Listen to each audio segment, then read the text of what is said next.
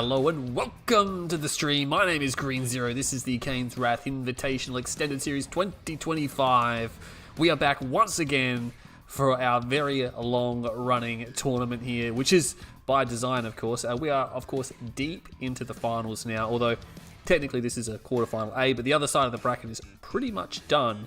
So we have an elimination final here for you today. This one's going to be a big one because we have Futurama Vs Shoktrepet. That's right, this is going to be a banger of a series just like everything else, but this is a very high stakes.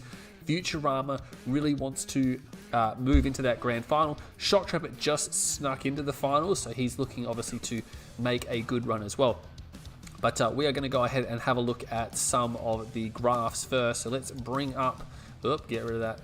Let's bring up the win rate. Now this has been updated. This is updated as of now. So every game that has been played, including finals up to this point, is now updated on the graph. So first of all, Reaper 17, probably just write that off. That's a bit of bike rush there. Only 2 games played, so don't worry about Reaper. Everything else is pretty legit. I mean, you could probably write Zocom off because, again, just 6 games. Even Scrin at just 9 games, excluding mirrors, you could probably write their stats off as well. But everything else has been played fairly, decently, I would say. Surprisingly, Nod is one of the lesser played factions there. So, as you can see, Black Hand, highest pick rate, terrible win rate. I guess because everyone's picking them. I mean, you can see there 119 games, including mirrors. Sorry, 119 picks, including mirrors, whereas it's only 85 picks, excluding mirrors. So the reason why the mirrors are excluded is because you don't want to see the faction fighting itself. You know, that doesn't really give a proper, graphical representation of how it's performing against the other factions. We can also see Travel 59 has now essentially taken the lead in terms of its win rate. Everything along the 7, 6, 9% pick rate, they're all sitting around just over the 50% mark. Steel Talons just under 60%. Travel 59, obviously 2 very strong factions that have been picked quite a lot. You can see their pick rate is in 3rd and 4th, and their win rate is effectively 1st and 2nd. Mock's win rate has gone up a bit as well. Nod is pretty steady. GDI's dropped a little bit there, sitting at about 44.5%. So GDI, second most picked faction, still obviously getting a lot of wins on the board, but yeah, Black Hand's win rate has just become pretty terrible recently. But again, it's a very popular faction, so not much else I can say about that. I'm going to do a quick audio check. Surprisingly. Yeah, no, it looks pretty good. Okay.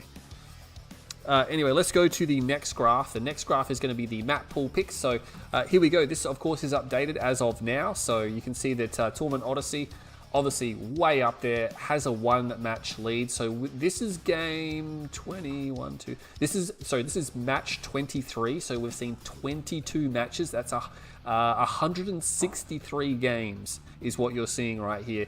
163 games. Odyssey and Highlands. Boom, boom, technique right at the top there. Tiberium Rift as well, which is basically just a remake of Twisted Rift, which is almost a take on Tournament Rift. And then Toxic City is still sitting in 4th. It hasn't been that popular the last couple of matches, but it is still sitting there. Dust Bowl, 6 City definitely rose up. It was really down the bottom of the barrel for the first half of the tournament. And then everything gets pretty steady there. I guess you 6 City through your Badland Hills, even Tournament Stadiums, you probably average maps, and then everything below that is definitely the lesser pick. Underground sitting at 8, and then yeah, Meltdown and everything to the right of that is pretty much niche pick, even though they're quite good maps. Again, Tiki Turmoil, big surprise. It's a big surprise. I couldn't see Tiki Turmoil being so far down the pick list, but apparently it is. So we are going to go ahead and we're going to jump in the game now because this is a best of 11, so it may go for quite some time. So we're going to have a look and see if these players are ready. I believe I've got the scoreboard ready. Let's have a look here. There we go. Okay, yes, Futurama and Shoktrepet are in here. Ready, guys? Oh, now, actually, let's go through the stats because Shoktrepet is pretty heavy GDI player. He's pretty heavy on the GDI. Futurama pretty heavy on Black Hand and Scrin. If you add his Scrin and Traveler together, it's basically as much as his Black Hand. So he's switching between the Black Hand, the Scrin, and the Traveler 59. So, okay, they are ready to rock and roll. Let me just bring the stream up here. Let's get rid of that. We are almost in business. Let me do another sound check. Yeah, that's fine. If there's anything wrong with the stream, definitely let me know, and I will fix that as soon as I possibly can. How many people we got watching the stream so far? 32. I'm sure that'll pick up as we go along in the tournament. Okay. It looks like Six City will be the first map. I didn't actually update the scoreboard, not on screen. That would help. Alright, so nod, screen left, nod right. Yeah, nod, screen left. Where's screen? Yeah, I mean, 50% win rate on screen for Futurama, so he's... Yeah, again, like I said, he's very much leaning towards the screen Traveler and as well as a heavy black hand presence. Okay.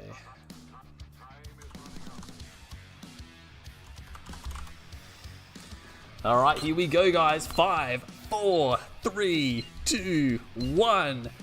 Boom, in we go. This is the Kane's Wrath Extender Series quarterfinal A. And this is an elimination series. The loser is out. They will go home with a very small prize. Starting in the north side of Six City, it is going to be Futurama, and he's going to be playing against his opponent in the south side, playing as the Nod Vanilla. It is Shoktrepet. Interesting, again, like I said before, Nod hasn't been picked as much as we'd expect it to be picked. So there is that to consider. He's actually going to build militant squads, which is beneficial. You generally want to build militant squads other than drafting them, because it's actually cheaper to build them. One single buzzer going down there, obviously not intending to go cut off his scout. Yeah, I mean, he's going to have squads here anyway, an extra squad. Obviously worried maybe about that. Yeah, look at this. It's interesting that he went around that way. I thought he would avoid the buildings, but obviously not. He's going to get cornered in that building, so that's fine. Shoktrepet knows he can box it in. If he tries to bail at all, those two squads will finish it off completely. Unescorted engineer, so obviously wasn't too worried. I know there's a couple of buzzer swarms there, might I say. Yes, this is a best of 11 series for those in the chat. There is a 60-second delay on the stream. That is to ensure a fair fight. He's going to engage here with the buzzers. Shoktrepet's got very good targeting there, and that's actually going to be good enough. He takes it. He even retains both squads there. One of them gains a veterancy, so the squad in the tower is definitely not going to last too much longer, or not going to be able to get out of there. Kept his barracks around. Now, this is probably because he's worried about maybe disintegrators. Maybe he wants to bust out a quick militant squad, sell the rats, and get a second militant squad. But we know that Futurama, he didn't build anything anywhere by the looks of it. Yeah. Who's that? Actually, versus... who's Prince Ninerta? I'm not sure who that is. In the chat, I'm sure someone will... I hate it when people contact me under Smurf names. But yeah, this here, pretty even opening. I mean, pretty stock standard opening. I guess, you know, we have seen from some of the other finals that they will come out of the gate screaming with like an all-in rush, but this is actually going to be a very, very safe open for both players, and it's probably because they're going to feel each other out. They're like, all right, cool, I don't know, maybe they haven't played each other that much recently. They're just going to, you know, check each other out. They haven't actually played in the tournament before, so neither of these players have met in this particular tournament. So it'll be interesting to see how this goes. Yeah, I think Shoktrepet definitely, he's going to have to pull out the big guns. Futurama is the favourite, but I wouldn't say he's an overwhelming favourite. I would say he's got an edge in this series. 2 Seeker tanks coming down now just to push the... And this is, like I said, it's so safe, right? He's got a Raider scout out at the midpoint to scout the expansion. Doesn't want to get overrun. He's going to go for an operation center in his main base. Oh, maybe he was concerned about something there. You know, it's going to be a refinery open on the expansion there, so that's a very fast operation center. I'm not sure what he plans to do with that. He's going for Scorpion tanks. He's still kept the barracks as well. Yeah, I mean, maybe he was going to put repair drones down. Not 100% sure. He's going to move to the expansion. Although, no, he wasn't even building a refinery, right? Because he was putting down the operation center. So I think alarm bells now for Futurama. He's like, hang on a second. Where's your refinery? Because he's already got a ref down, right? He's already got a ref down. And he's like, okay, where are you? And it's going to be a Reckoner, double rocket Reckoner, flame tank, double Wharf. Actually, oh my god, we're going to see an all in. Is he going to all in? And this double rocket Reckoner is actually going to be very difficult to disrupt because he's going to get it in with a lot of health as well. He's going to run into the field. He's going to have to deploy. Oh, actually, there's a disintegrator squad there, and that is beautiful because he has no way. That Raider buggy was destroyed. The disintegrator squad can actually put significant DPS on this here. I mean, the rockets, yeah, the rockets can kill the Seeker tanks, but Oh, he wasn't expecting that. There is this. Oh, this flame tank is going to sneak through, though. There's a lot of disintegrators here. He can flame the disintegrators. He will flame the not quite all the disintegrators. He needs to get them right now. There's a photon cannon there. He's going to lose the flame tank. I think he's going to try to get, yeah, he gets a couple of Seeker tanks. I don't think this is working as expected for Shoktrepet. It was an interesting gameplay, but the disintegrator squad already being there, that really stiffed him. If it hadn't been for that disintegrator squad, he would have made way more progress there. Dev tank coming out as well. That's going to back up to the War Factory, trying not to get overrun. The Seeker tank will be destroyed. Seekers can't really go toe-to-toe with Scorpions unless they have a significant edge or an advantage of some sort. Just in a stand-up fight, Scorpion tanks will win. GZ, did I play Stalker 2? This is Kane's Wrath and I'll Stalker 2. It's on my wish list and I'll get it when it's on special, when I have time to play it. But I did play all the other Stalker games.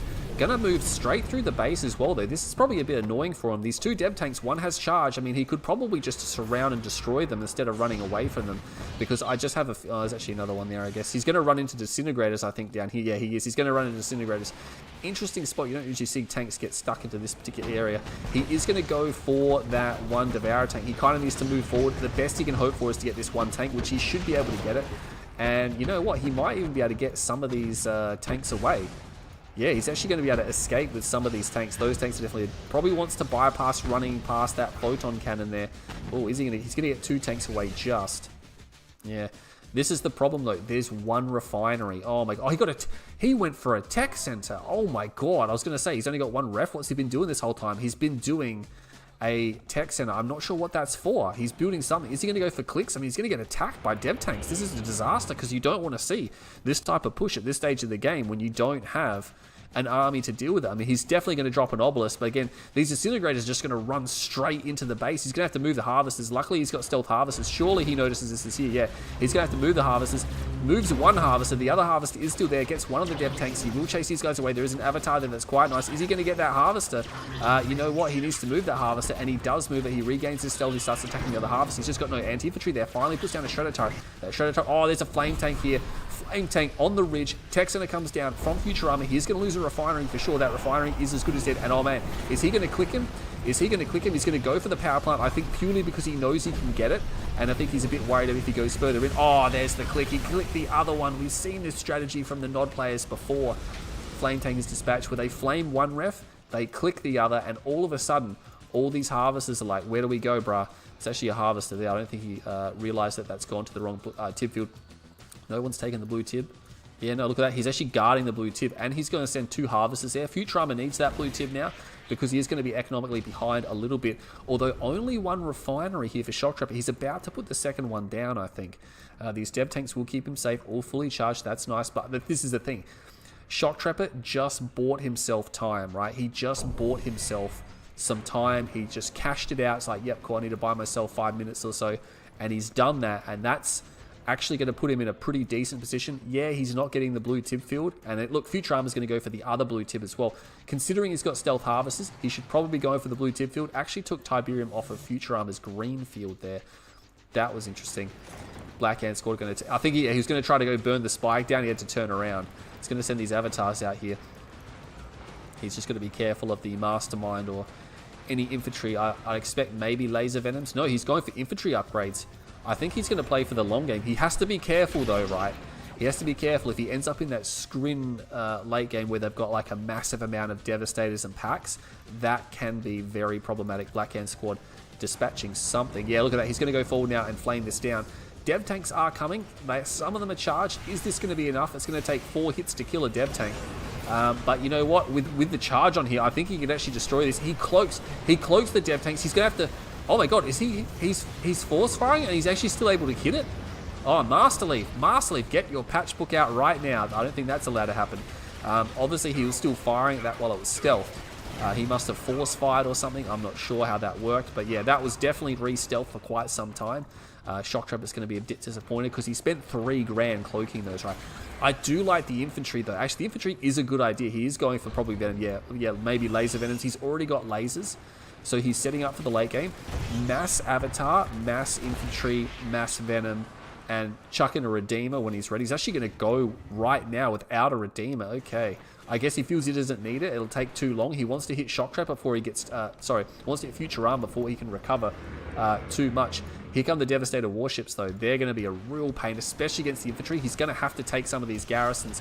And the thing is, the garrisons will get flattened so quickly by the Devastator warships. Yeah, he sees them. He's like, oh man, I was kind of hoping you wouldn't have those, because they can really kill infantry quite well. And he's going to have to pull back straight away. Venom's going to go forward. There's not really enough Venoms, although there is not any AA here at all, which means he is going to be able to slowly kill them. They do have a lot of HP.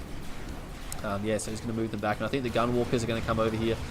Is he going to sack his Venoms to get that one? I'm not sure if he can. He's actually getting repair drones. He's getting repaired up. Oh, no, he actually attacked... Oh, he attacked the Warp Chasm. Oh, man, that must have been a misclick. He was attacking the Warp Chasm instead of the Devastator warships. That's a bit unfortunate. Repair drones will repair that up right now. Oh, man, but the first game here, very strategical placement, very tactical. Will take out the bridge. He will take out the bridge. That's going to block the blue tib, although the blue tib is basically gone and almost over here as well. They're actually splitting the blue tib there, so it's going to be a split map situation. Hexapod is out, got the Hexapod out, and he's getting his Skrin Air Force out. So he has recovered. He's bought himself some time. Futurama just steadying, but Shoktrepet, really, the ball is in his court, right? His MCV barely made it across. I think maybe when he saw the Dev warships, he's like, actually, no, I'm not going to go with that base push now. I'm going to go for the Redeemer. He's going to build more avatars. You know what I'd like to see? I'd like to see Spectre artillery, right? Put down. Oh, geez, Venom's getting destroyed unnecessarily. That's not good. They're not particularly expensive, but you don't want to hemorrhage them too badly. What I'd like to see is stealth towers come down, get half a dozen Spectres. That way he could position his base here in the buildings with base defenses and use the Spectre artillery to siege the base here, and that would force Futurama's hand. It would definitely force his hand. He has sort of stopped building infantry, realizing maybe he's just going to get flattened. I like the fact that he's got a bunch in with the avatars, because it will make it difficult. There must have been some infantry in that building. Leaf mentioned already, yeah. No, I'm mentioning it because of the patch, right? Like, we clearly saw a cloaked avatar get focused down by dev tanks. So they couldn't see that, so there's obviously some type of issue there. I'm not sure if he force fight. Actually, he sent an avatar to destroy the bridge. That Harvester's not going to be able to get away, right? He's going to have to try and do... And the Venom's going to come across. Looks like they got shot at by something. They're going to get that Harvester. Might want to be careful there. Redeemer is out. Maybe even go for a nuclear missile. We're going to have a real long one for the first game. This is going to go all the way to the end. And look at this. Futurama, 5 Devastators here. He's actually going to do his own base push, and he's putting down these plasma missile batteries, realizing maybe he's vulnerable to the Venoms. And this is what I'm talking about. This is why I would have liked to have seen half a dozen Spectre artillery come out from Shoktrepet, or even beam cannons. He needs some type of artillery, unless he's going multi-MCV. I mean, yeah, he's got a pretty big army, and with a pretty big army, you can sort of smash through the front door. You can tell that both players are on edge, though. That they both don't want to do anything too risky that's going to cost them the game. They're both definitely playing it safe. I mean, it is only game 1 as well. Most players won't play safe in the first game. But I guess these guys just want a conservative approach to the series. And it is the extended series, so just remember, it is about endurance, so we might end up with quite a few long games. Tibcore is not done. That's a bit concerning. Stealth Tank is out because, I mean, if he decides to switch to planetary assault carriers, he might be in a bit of trouble. He's actually destroying every single building that's here, and that's going to clear the way for both armies to have a truly massive engagement, which is almost certainly coming. Yeah, it doesn't have as many tripods as I'd like, because you've got to remember, he's got to destroy all these avatars somehow. Venom's just scouting around. Doesn't really need to destroy the bridge since it is already destroyed. Destroying more than one segment doesn't actually do anything. The bridge is impassable as it is, and a single engineer will repair the entire bridge, so probably doesn't need to do that. A couple of stealth tanks. Surprised he's not trying to send them out. Yeah, really, I'm really quite surprised no one's trying to make a move here. And you need to remember that if the game goes for a really long time, Skrin can actually get more money because they can put down growth stimulators and they can call in Ichor Seed a lot more frequently than what you can use Tib Seed with the Tib Chem plant. You also have to maintain your Tib Chem plant as well. No Vertigo Bombers coming out. I guess if he doesn't need them. Still going for more stealth tanks here. And look, yeah, Futurama's just moving forward now. He's got 4 stealth tanks. A 5th one, I think, might have come out. Yeah, look at this.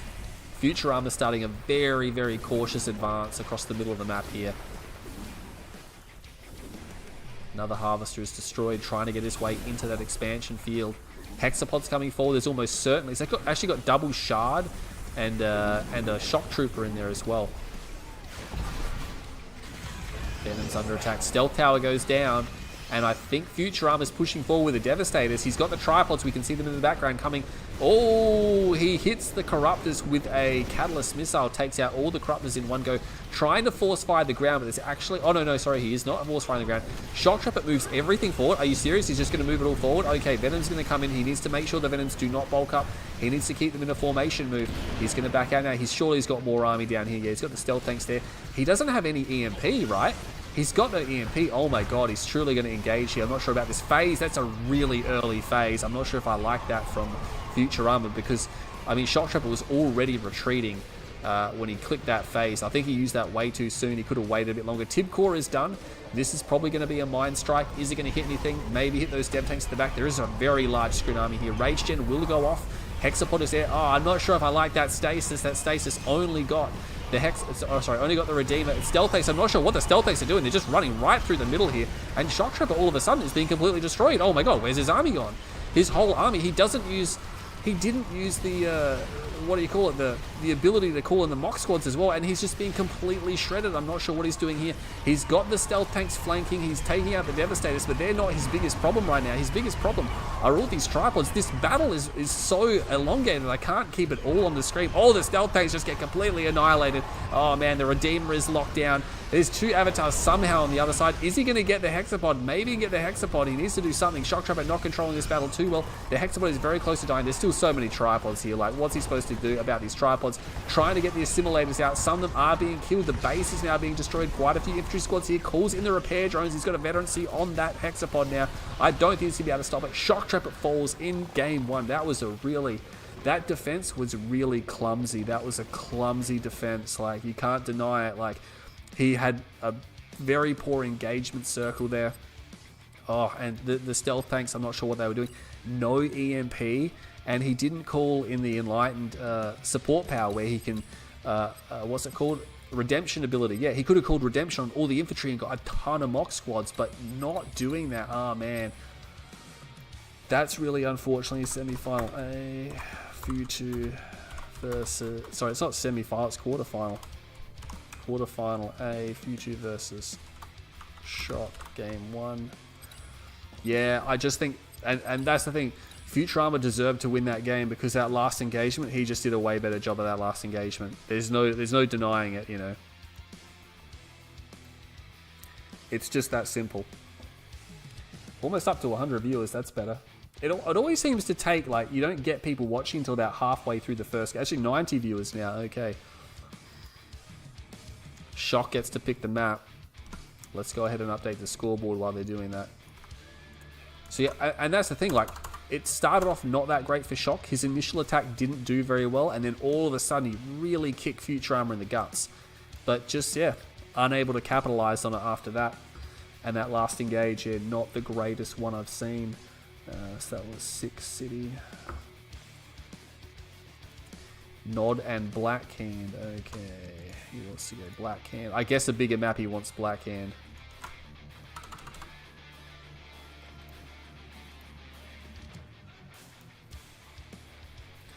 Just going to wait for the recon.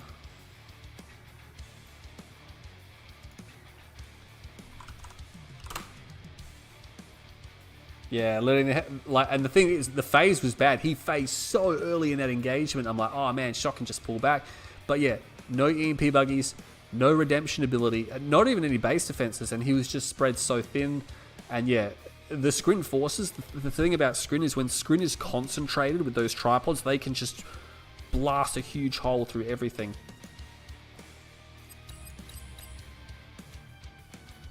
It's got to disable that.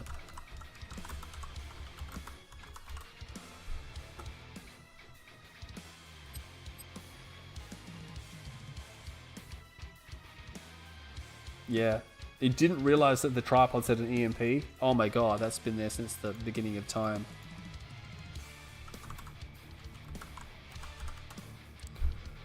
Shoktrepet trying to host the game now is having a bit of trouble with the con. There we go. Okay. back in business. So Futurama has switched Blackhand. I think he's going to play a faction. His faction pick will depend on the map, I reckon, almost certainly.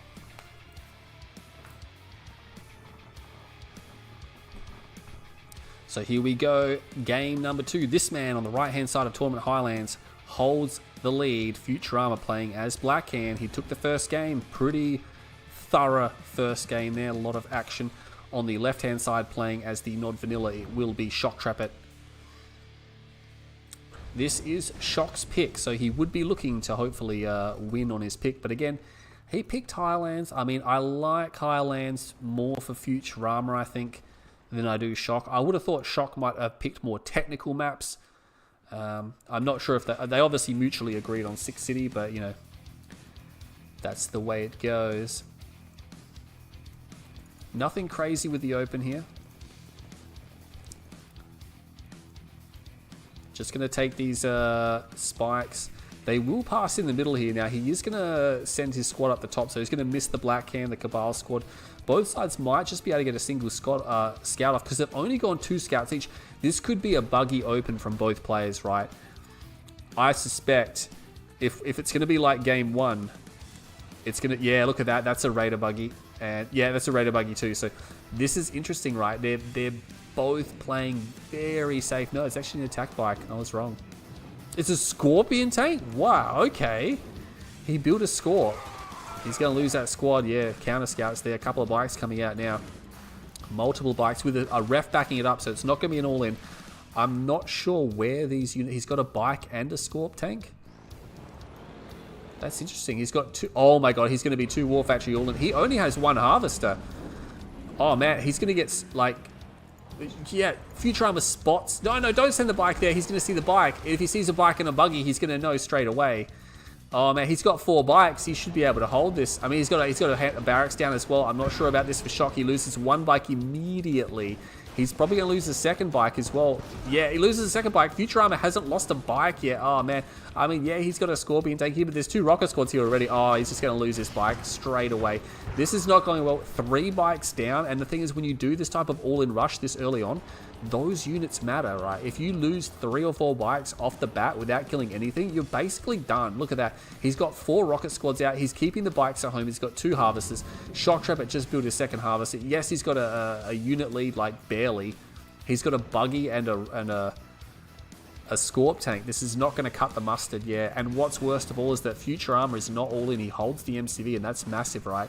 Yeah, he's going to try to go across, I guess, maybe capture the fast bike, because this one here is guarded.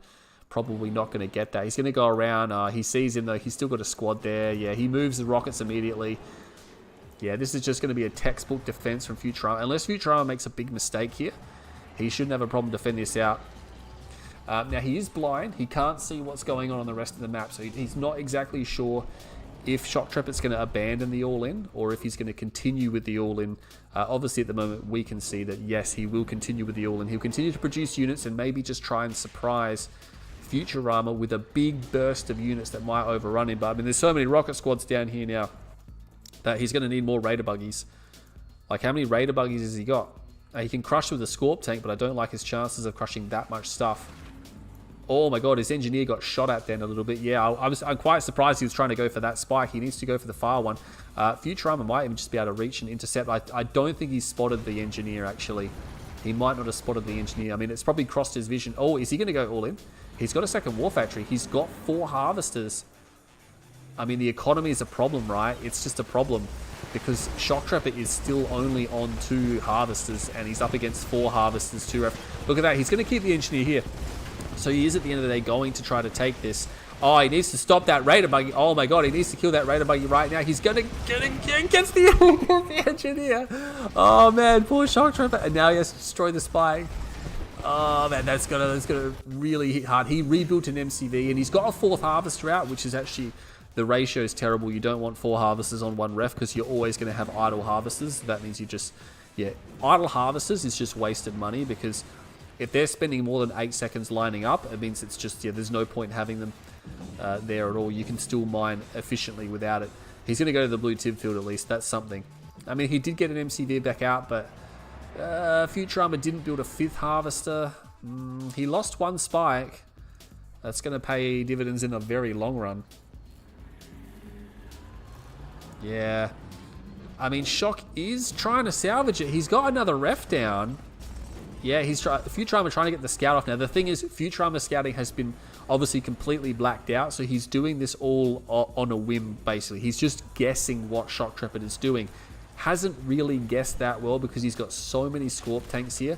He doesn't realize that Shoktrepet just doesn't have that much, and he's already gone back. And look at that, he's going to lose this bike scout as well.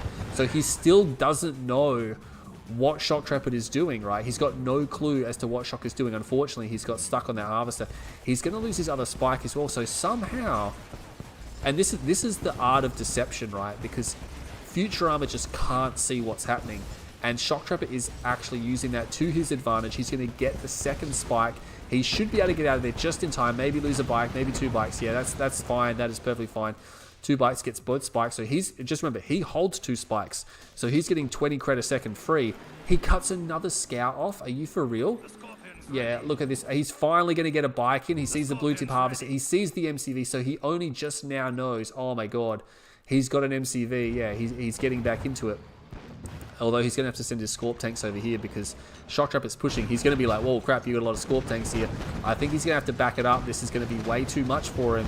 Surely he's not going to stay here. Yeah, that's not going to work. He's going to back out before things get too hairy. I mean, Futurama does have a ref on the expansion. He's only just started a second ref now. Shoktrepet hasn't retreated far enough. We've seen people do this quite frequently where they go to retreat, but they just don't retreat far enough or their units stop. I think if you're going to pull a retreat, you really need to retreat back quite far if you're going to leave those units idling.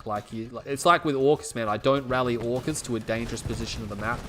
Yeah, you don't retreat into an area that you know, where you're going to, okay, I'm going to give a retreat order, then I'm going to go look at something else for like 10 seconds. That's like, you could get overrun. Trying to take the spike down. I like the fact that he's trying to defend the spike. That's nice. Battle marker over here. Bike Buggy trying to get their way in. He's going to have to leave that spike, unfortunately. We've been destroyed. The thing is, Shock just doesn't have as many tanks as what Futurama does. Although, he could trap him in the corner here. He's surely got reinforcements, a couple of rocket squads there, a couple of extra tanks, and he might be okay. He's got a ref down now, working on the second one. 2 ref is down for Futurama. Yeah, he's going to try to box him into the bottom of the map. I don't think Futurama wants to play that game. Yeah, he's like, hang on a second. That's not going to be the best. Like, it would probably be mutual destruction at best for Futurama, I think. But he is going to evac with the majority of the tanks. Bike Buggy moving around the top of the map. Now, he has got blue Tib field. We know that Shoktrepet's been harvesting some blue Tiberium.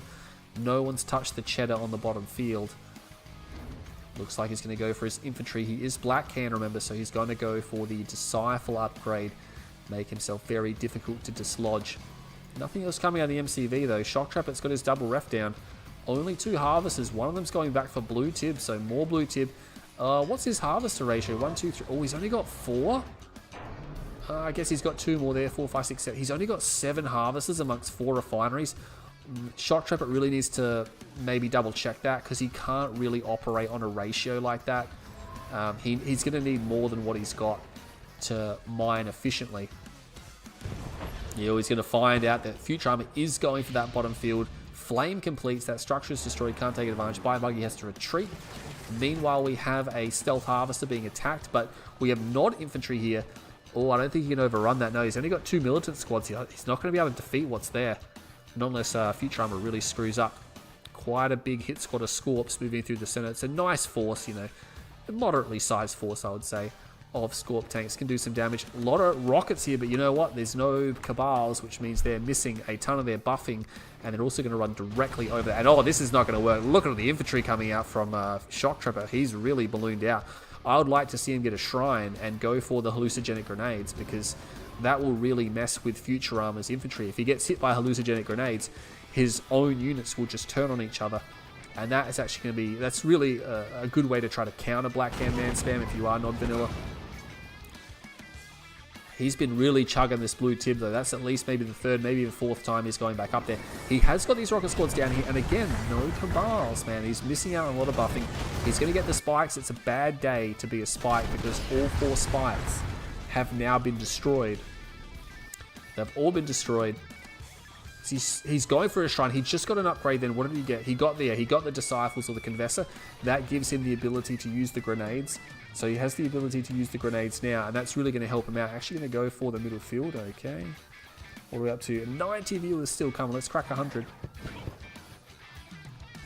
More blue tip for Shoktrepet. But again, this is like game one. Yeah, they have been swiping at each other a little bit, but never seriously swiping at each other. They're playing very conservatively, and so I guess this is the type of gameplay they would prefer. You can't blame them. It's a very high stakes tournament, very high cash prize on the line for both these players. They don't want to do anything they could probably conceive as way too risky. He's got lasers and dozers done. We got dozers on the other side. Where is tanks? A couple of bite buggy trying to get in. He's going to find a flame tank. Futurama does not have dozer blades. Gets another flame tank. Oh, that's really going to be annoying for Shoktrepet. It had 2 flame tanks on the south side. Both were dispatched. He should have time to reposition his scores, but he's sending his scorpion tanks away. Like, surely he can clearly see that's there. Yeah, has to pull them back right now. I mean, he is going to lose maybe a power plant. He's going to be able to reposition, so he'll be fine. He's going for the middle field now. Futurama's already there with a Purify, and I'm not sure what the SAM turrets are for. I guess he feels maybe there's Mass Venom coming, but against Blackhand, I'm not sure if Mass Venom's that good of an idea. Yeah, he's going to see these tanks. He's like, oh man, I really stuffed up. I haven't got dozer blades, and of course, Blackhand cannot get, he's not even starting to research it. Blackhand cannot get lasers, so that's really going to put his tanks at somewhat of a disadvantage in this series. But yeah, like I was saying before I got cut off, Shoktrepet's done a pretty good job of getting back into this game. He's in a pretty good spot right now. He doesn't have control of the middle field, but he's about to contest. He's going to have to go for the crush. That's the only way he can defeat these forces here, and it's going to be a tank battle on the blue tip field down the right. He's just going to move through. I'm not sure if I like that because he's moving. There's a lot of infantry back here. The infantry supporting the tanks was enough to really hurt Shoktrepet there, and he has to back off. He has to retreat. Battle marker over here as well. Looks like the Redeemer is trying to make ways over here, but yeah, Shoktrepet went in with just purely tank, and once he got to the infantry line really started to rip him apart. Beam cannons are coming out. Oh my god. Futurama knows, it's like, hey, I need some artillery. Beam cannons are just, you can reposition beam cannons a lot easier, right? You can reposition them instantly. They can reverse move. They don't have to deploy. They're not as good as Spectres, of course, but they are still pretty decent. They need line of sight. You need a lot of them.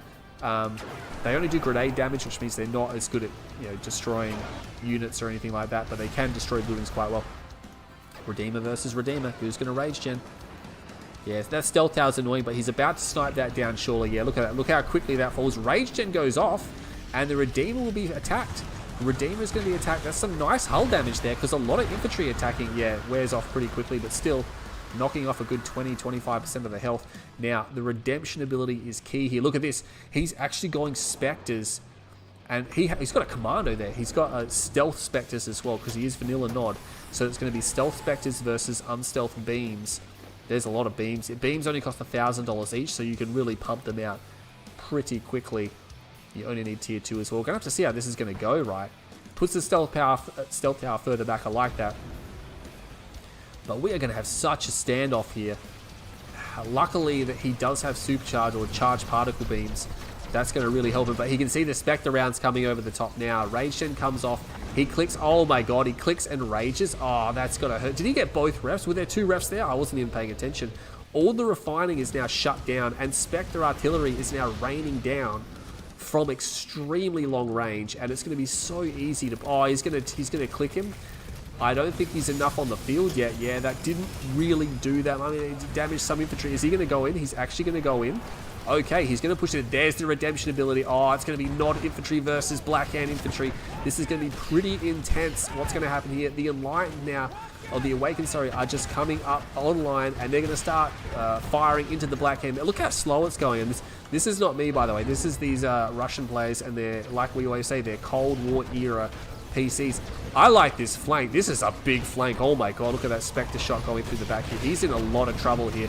Shoktrepet, he's winning the north flank. He completely destroys it. He needs to reposition the infantry now to the south flank because his MCV is in trouble. I like the positioning of the stealth tower. It's right behind the MCV, so it's very difficult to destroy. As soon as it's destroyed, though, the infantry can almost immediately delete the MCV, right? They're almost going to be able to completely destroy it because they have the flame units on there. Big rage goes off as well. Infantry now starting to reposition. This is a crazy fight. What is even going on? I can't even see half the time what is going on. That War Factory, I think, is going to fall. He's got charged particle beams there. Spectre Artillery, there is still some Spectre Artillery firing from the back line. Shoktrepet trying to reposition his infantry here. Some of it is going into the shredders over there. He wants to reposition it over here. He's going to start destroying this. He might be okay. The MCV falls. Sorry, I did not spot that. The Scorp tank's coming through now for the big crush. And oh my god, what an elongated fight this one was. I think Shoktrepet's done it. He's going to hold out this attack. Another Rage Gen goes off. He still has his Redeemer. Oh, it's a Vapor Bomb. The MCV falls. He's going to have to back up. I mean, yeah, he's still got some beam cannons left, but I mean, they didn't really do much in that fight because, again, they're not good versus units. They're only good versus structures. The Spectre Artillery, though, didn't do that fantastic either. It did okay. I guess it added some extra splash damage, but for the most part, didn't do too much. He's going to back off. Probably going to use a cloaking field. He's still got some awakened squads here as well, so he's probably just going to, EMP the Redeemer. That's not going to last very long though. Now, Shoktrepet doesn't have an MCV, right? So he also does not have control of this. Big rage goes off. Some of the beam cannons, they're going to turn around. They're going to be destroyed. There is another MCV here. Beam cannons are basically finished. Shock's going to push forward. There's so many Cabals here. He's actually building Cabals. He's got supercharge. I don't think that's going to work. I think now is the time to retreat. He will retreat. This is such a tug of war between these two players. And look at this. I think Shock's abandoning the middle field. He actually recovered the Purify. That's nice. Maybe send it around the back. But look at the backside. This is a really hardcore all-in. Both sides have literally no economy. I mean, yeah, look at this. He's got an MCV out, but he's got no power. He's actually held on to all of his tech. All of his tech is here, actually. So Shoktrepet, if he can utilize that, he might be okay. I'm not sure what. I think he might be going for a ref now, but oh my god. This game is actually going to continue on after that truly massive fights. Yeah, this, like I said, yeah, like RTBS says, it's peak C&C fight that one was. That was just a crazy fight. And this is why games that have unit caps and population caps tend to suck, because Command & Conquer has been doing it without one since the beginning of time. It was the first on the scene, right? Unless you want to count June 2.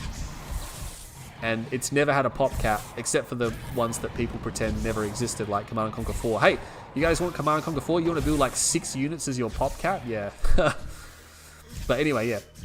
This is why, man, they don't need a pop cap to balance an RTS game. And I think if you need one, it's bad design. Yeah, I mean, look at StarCraft. I'm not saying StarCraft is bad, but if you didn't have the pop cap, it would just be broken as hell. It would be a broken as hell game. It needs it there for balance purposes. But Command & Conquer does it without that. Couple of battle markers raging across here. He has got another ref down. Oh, he's got 2 ref down. This is the thing. He's got a lot of harvesters still alive. He needs to move some of those harvesters. Yeah, whenever you do this, you want to move some of the harvesters over. Surely he's going to notice now. He moves a harvester across. I like that. That's very nice. Shoktrepet trying to harvest the middle field. I'm not sure how the blue field's going. I guess Shock's been getting that one. I'm not sure what's been happening on the bottom field. Got blue hue anywhere? No, he's just sold. Oh, these tanks have actually shut down the backside. They will move through. Maybe they can get rid of everything here. A couple of power plants. That would be annoying. Venom goes down by the looks of it. I think it was a Venom. I think that's for scouting, yeah. He still holds a few Spectre. Not particularly useful, I guess. I think what the... big rage. Is that a big rage? I think what the Venoms are for is because he realizes there's so much anti-infantry. There's no rockets. He can actually send his Venoms over and destroy all the Cabal squads. And look at this, he's going to force a mass sell-off of these structures. Low power mode. Futurama has to start rebuilding that. What's his economic situation? Shock's is not too good. Futurama's is okay, but I mean, look at this. Shock's got to do something, right? He can't sit here. The longer he sits here, the stronger Futurama gets. He's going to have to make a play. He's either going to have to get an emissary or something down here, or he's going to have to attack, because if he lets Futurama sit on this field, because that's what Futurama's going to do, right? He's just going to sit on the field and convert this into another army that Shock's not going to be able to defeat. He's got a command. I didn't actually see what happened with the commander in the first fight. It was so chaotic. Going to push that back, though. Venom's coming across. Might be able to clean those guys up. Yeah, look, he's just spamming out rockets again now. It's like, what are you going to do? And this is the thing, Shock's waited too long. He waited too long. He's going to be destroyed. These Venoms aren't going to be able to do anything. There's way too many rockets here for him. They're all destroyed.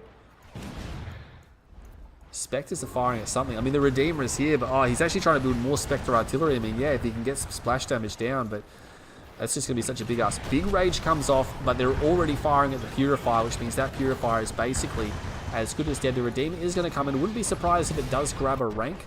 Meanwhile, MCV is under attack. Spectre artillery is still sieging down this area. The Redeemer will run in. I think the Redeemer is cloaked. Yeah, the Redeemer is cloaked, so potentially he can clean up all the infantry here. And he's going to. He's got a flame unit on there. The flame unit combined with the crush is just going to be way too much. And there's the rank on the Redeemer. He is at level 1. That's going to give him a big boost in stats. Futurama's Redeemer is still alive, but of course hasn't got anywhere near as much combat experience as what Shoktrepet has. And Shock, I mean, this is the thing, right? I've said this before. He can't really sit here and wait. He needs to go and attack. He needs to use the Spectre artillery that he has because he's got 3 of them. He could start sieging this base down, and he needs to. They've got incredibly long range, these units. The longest range, or the longest standard range in the game. He needs to start putting that to good use. I guess he can't see the middle field. He doesn't actually got any eyes on the middle field, so that's why maybe he's not firing into these guys. But yeah, Shoktrepet again, just sitting here waiting. Like, surely he knows that if he waits here, it's just going to end badly for him. Even bikes coming out. He's like, all right, I'm going to build some bikes because you're not coming to get me. I'm just going to build these bikes, get the Spectre artillery. He's just spreading his units out everywhere. Yeah, Futurama knows. He's well aware. All he has to do is camp here for a while, and he wins. Click comes down. Boom, gets a ref. I mean, that's a good start. He's going to need more than that, though. Might want to start firing at the Shredder hub instead of the turrets. I mean, unless he gets a heroic Redeemer. C&C3 had a pop cap on the Xbox 360. Oh, God. I've seen people play the Xbox 360 before on YouTube, and it looks weird. Big Rage Gen comes up. He's going to try to evac out. There is a bike there, though, and that's going to give him... Oh, that bike gets flamed down. Obviously, Marthleaf hasn't completely fixed all the animations. He's supposed to fix the turret so it turns around. Obviously, it's not doing that. He's actually hitting it in the rear, but all those bikes... Oh, my God, I don't think it's a good idea to chase that Redeemer. It's doing so much flame damage to his infantry. He's going to push it back, but he's just not going to get it. There's so much infantry here, though. I think is he going to push the attack? No, he's going to back up just momentarily. Doesn't quite get that Spectre artillery. Still being fired at. Yeah, no tib core from Futurama. I guess he doesn't have a tech center, does he? No. He put the refs back down, but they're once again right next to each other. The chem plant is still online, but the catalyst will be on cooldown. Yeah, trying to repair his Redeemer up. Has one repair pad here. Going to go to the top field. Going to find an empty field. The tanks will go around, but I mean, look at this Futurama. He's gone back to the south field. Okay.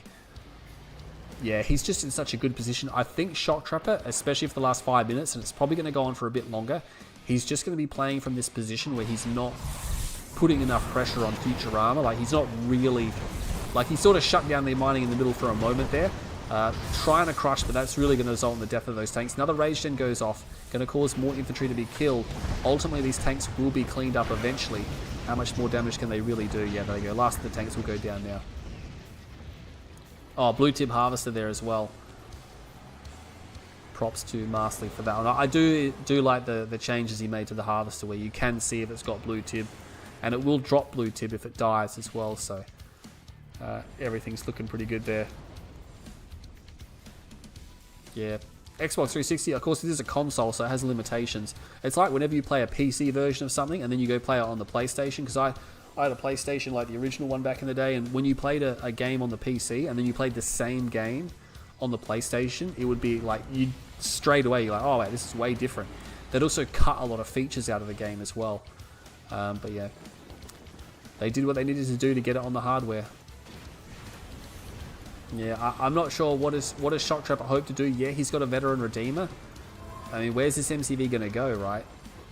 Is he going to hope to circumvent the entire map and go around here? I mean, the Venoms know. He can see it straight. It's like, oh crap, you're here. And if it wasn't alarm bells that Futurama owns the center field, it should be that he's got the field over here, right? Because that's just a disaster. But very conservative play by these players. I think we're in for a long one, guys. We started perfectly on time, but we're almost an hour into the stream, and we're still on game 2. And it's not because of any delays or technical issues. We started like real quick. It's because these games are really going the distance. You know, this is going to be a pretty lengthy game. It doesn't look like Shoktrepet's got any plans on surrendering, and Futurama's got no plans on attacking. He really wants to consolidate his position. And again, he just doesn't want to risk throwing the game away, I guess. You can get into that mindset, especially on a map like this where you get ham-fisted into the middle field and don't have the backfields. You feel a bit threatened. But yeah, Futurama has managed to move. And he's even moving back to yeah, this is going to get out of control. Mining off 3 fields now. This is going to be way too much. These tanks, I'm not sure what those tanks were built for, mate. I guess maybe he was trying to go around. He's going to try to get the crush off, and Futurama doesn't scatter move, so he actually ends up killing quite a lot of infantry. I'm quite surprised that went as well as it did. Normally you could just hit the scatter move and then all the infantry would just 360 in every direction and you would get hardly anything. A lot of those tanks being destroyed, but a lot of infantry being destroyed as well. Shoktrepet, he's gonna get stopped in his tracks. He's gonna use the enlightened ability here, but I mean, there's actually a commando here. Oh my god, that commando is already so badly damaged. That's the problem though, and the commando will be destroyed. Unfortunately, there go the hallucinogenic grenades, and that's going to cause Futurama's forces to attack each other. What's happening over here? Battle mark over there. It's nothing serious. Let's keep an eye on this one. This is where it's happening. All the enlightened though, once they spawn, there's too many cabals. They're just being cut down. I mean, it was a nice try from Shoktrepet, getting another squad. More squads coming up, but there's so many cabals at the front that they're just decimating them now. And the MCV is going to evac. Yeah, he's going to leave. I mean, that was really the last throw of the die. What can he hope to achieve? And I mean, now Futurama's building Spectre artillery. He's got like 6 or 7 Spectres out. Oh man, this is not good. I mean, what's he going to do, right? Shock's building more tanks, really? I guess. His MCV's not even going to get away. He's not, unless he cloaks it, it's going to die right here, and that's going to be his hopes and dreams. Not that it's really going to do him a fat lot of good. He's got no income, really. Futurama knows, and look at that, he stops. I guess he doesn't realize it. With the MCV not deployed, yeah, he deploys it now, already at half health, but I mean, you've got no radar, so I guess he didn't realize it was there. He is going to go for the crush, but I think Futurama's just going to go... Oh, he redeploys. That was a tricky move. Will Futurama see it? Yes, he will, and that's going to be the end of the MCV. See you later. A lot of the infantry will be killed, but I don't think Futurama cares that much. He can afford to be cost inefficient. It really doesn't matter for him either way. Does he have a war factory? Yes, he does. So technically his build is still alive. He still has this Redeemer here. 3 Spectre artillery. He should be putting some pressure on that MCV, yeah. He's got the Redeemer here. Ragegen should be ready, but I mean, the enemy Redeemer is here. Oh, he's just going to get completely surrounded now. Oh my god. He's going to be surrounded. Ragegen goes off. Look at all the Spectre artillery. He got rage, so he can't move, which means he's just going to sit in that Spectre fire. Look at all the Spectre fire coming in from the backside there. And this Redeemer being completely surrounded, and it will be destroyed. That will be the end of it. And as soon as it dies, Shoktrepet bails out of the game. So Futurama takes game 2. And yeah, the fact of the matter is that Shock sat on that base. Yeah, this is the thing. He sat on the base. Look right there at the 20-minute mark. The last 7 minutes of the game was just Futurama powering ahead, and Shock just did little about it. He needed to do more. 27-minute game. Got some pretty fat length on that one. Let's have a look here. Quarterfinal A. And yeah, that was only game 2. This is really going to be an endurance series, this one. Doesn't look like... I thought, yeah, I'm not ruling out that we won't have any, whatchamacalls, any all-ins, but so far it looks like both players want to play very conservatively. And again, not even taking any significant or notable risk at all. Just playing everything as safe as they can. Let's have a look at that sound check. Yeah, that sounds pretty good. Get in there. Yeah, the unit KDR, yeah. It was in favor of Shock, wasn't it?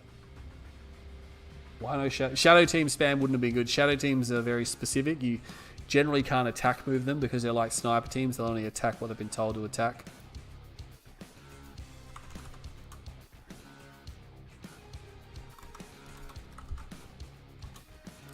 Alright, looks like Futurama just needs a short 2-minute break.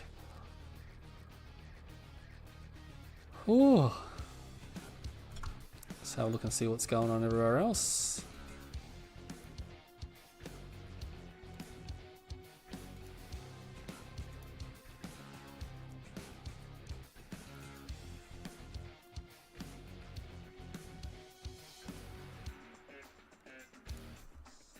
Looking pretty good. What do we got? Futurama played Scrin in game 1. But yeah, Shadow teams, again, they're, like I said, they're a specialized unit. You can't really attack move a Shadow team. They don't do very well, especially since they have paper-thin armor. So as soon as they come up against a Cabal, or more than one Cabal squad, they're just going to die almost immediately, right? They can overrun a Cabal squad, but just one Cabal squad, right? They're not going to overrun a bunch of them. They'd be way too frail and too expensive. Yeah, so that was game 2. Yeah, look at the scoreboard. Game 1, Futurama did play Scrin Vanilla, and he was able to win. That first game, Shock did a sort of a push, like a crazy push, not a crazy push, but a concerted push. It didn't turn out very well for him. He fell behind, but then he pulled off a really good comeback move and got ahead, but then he didn't push his advantage when he was ahead. Futurama came back, and then ultimately the defensive gameplay at the end was really clumsy. I don't think it's poor. I guess it's poor, but it was clumsy by Shoktrepet. Like, he just did a really bad job of it. And not having any EMP and not using the redemption ability, I'm like, oh, okay, I guess, you know. Considering how bad the stasis was, the stasis was bad and the phase was bad. Like, both of those are the two big support powers you got to watch out for in the big fights. And Futurama basically mothballed both of them, but it just didn't matter at the end.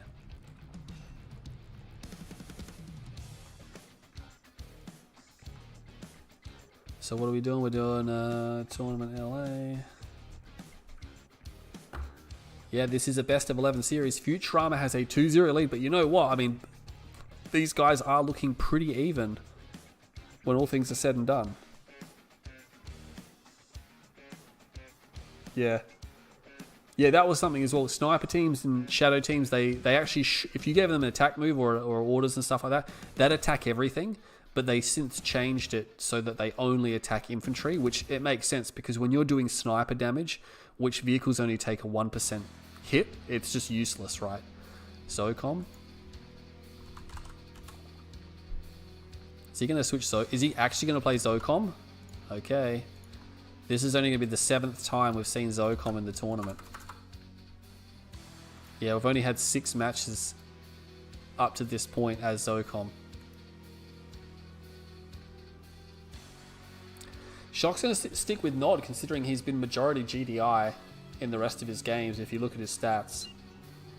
Here we go, yeah, we're starting, so he's actually going to go into this fight as Zocom. I'm not saying obviously Zocom's bad, I'm just saying that people generally, unless they've played a lot, will not play in a high-risk situation. But here we are in Tournament LA, and this man on the south side, Futurama, holds a 2-0 lead. He's switched to Zocom, so 3 games and 3 different factions. 1 from each of the primary factions, so Scrin to Blackhand to Zocom. He is spreading it around. And in the north side, playing as Nod, sticking as Nod, it will be Shoktrepet. He really needs to win a game here. This is a long series, but if you go down 3-0, that's just really not a good start. Like, if he wants to stop the momentum, you got to stop it here, right? You don't want to put yourself too far behind. I mean, you got to keep pace. You don't necessarily have to win every game from here. You just need to keep pace with your opponent and then just get him at the end. It's a marathon, not a sprint. It's going to take that garrisonable structure there. Both sides just taking the garrison. We have 2 squads going to the left flank here for Futurama. Almost getting a little bit too close for my liking to that building. He's actually going to get shot. He's going to get shot at by that building, yeah. I guess he really wants that building. That's the one that he wants, so he's going to take that. Shock he has a scout taking this building. I guess he doesn't want Futurama to take that. We'll have to see if it's going to be a raider open or what's going to happen. Rocket harvesters do make bike attacks a lot trickier because the rockets contribute to the defense. And that's something that it's just a bit annoying when you're fighting Zocom. You know, you got the bikes in there and straight away you take a big rocket volley from all the harvesters. So it is going to be a raider open. He's going to get that squad before they can get the foxhole down almost. Oh my god, no, he didn't. Okay, I thought he was definitely going to get in there. So just manages to get the foxhole up on the edge of the tip field. And that's nice because he can probably just see the war factory from there. Yeah, he can see the war. No, he can't. Oh, he can see the drone, so he knows it's there. I guess sort of, maybe. No, maybe he can't. Okay, there you go. He's going to... I mean, really, like, the thing about Zocom is they are the worst rushing faction in the entire game. They are the worst rushers in the game. So it's very unlikely you're going to get rushed by Zocom. You can get one based by Zocom. Once they get 5 and 2, we've seen them do the airfield bloodhounds and rig pushes and all that crap. Can be quite powerful. But to get rushed, like, the reason why you don't see it is because they do have Zorkas. That's a really fast blue tip harvester. Okay, 4th harvester going to the blue tip field. I really think it's only worth it if the enemy's done that as well, and he hasn't. He's actually already up to 5 harvesters. Did I miss a harvester? No, oh yeah, he went for Raider first, didn't he? So that's why. No player's actually behind a little bit in the harvester field. He is at the expansion, but so is Futurama. Almost got another structure down as well. Futurama just coming off a bit faster here, I think. Yeah, Shock not as quick. Have to see if it's going to be a ref. I think it will be. Pitbull comes over here. Pitbull also to scout the enemy base. He's not going to see a ref. This might actually throw him off, seeing that there's no ref there. Yeah, only 4 harvesters on the main. 5th harvester comes out now. Yes, he's got the blue tip. Didn't even fill up his tanks because there wasn't enough crystal there. And again, I think it's only worth doing it if the other guy goes for it, which he didn't, which sets you behind. In the very long run, that's good because obviously you'll have more blue tip at the end of the game, but, you know, it doesn't help you at the start, and that could lead to you falling behind. Oh, unfortunately, that Scorp tank gets blocked by the power plant. It's going to allow that Pitbull just to escape. Just for now, the Raider Buggy might be able to knock it down. He is firing at the rear armor. Yeah, shooting it in the back actually is going to be enough to eventually destroy that Pitbull. Maybe. There's actually more Pitbulls here. Oh, he's going to get it. He could back up with the Raider Buggy. No, he's going to pay for it with the Raider Buggy, though.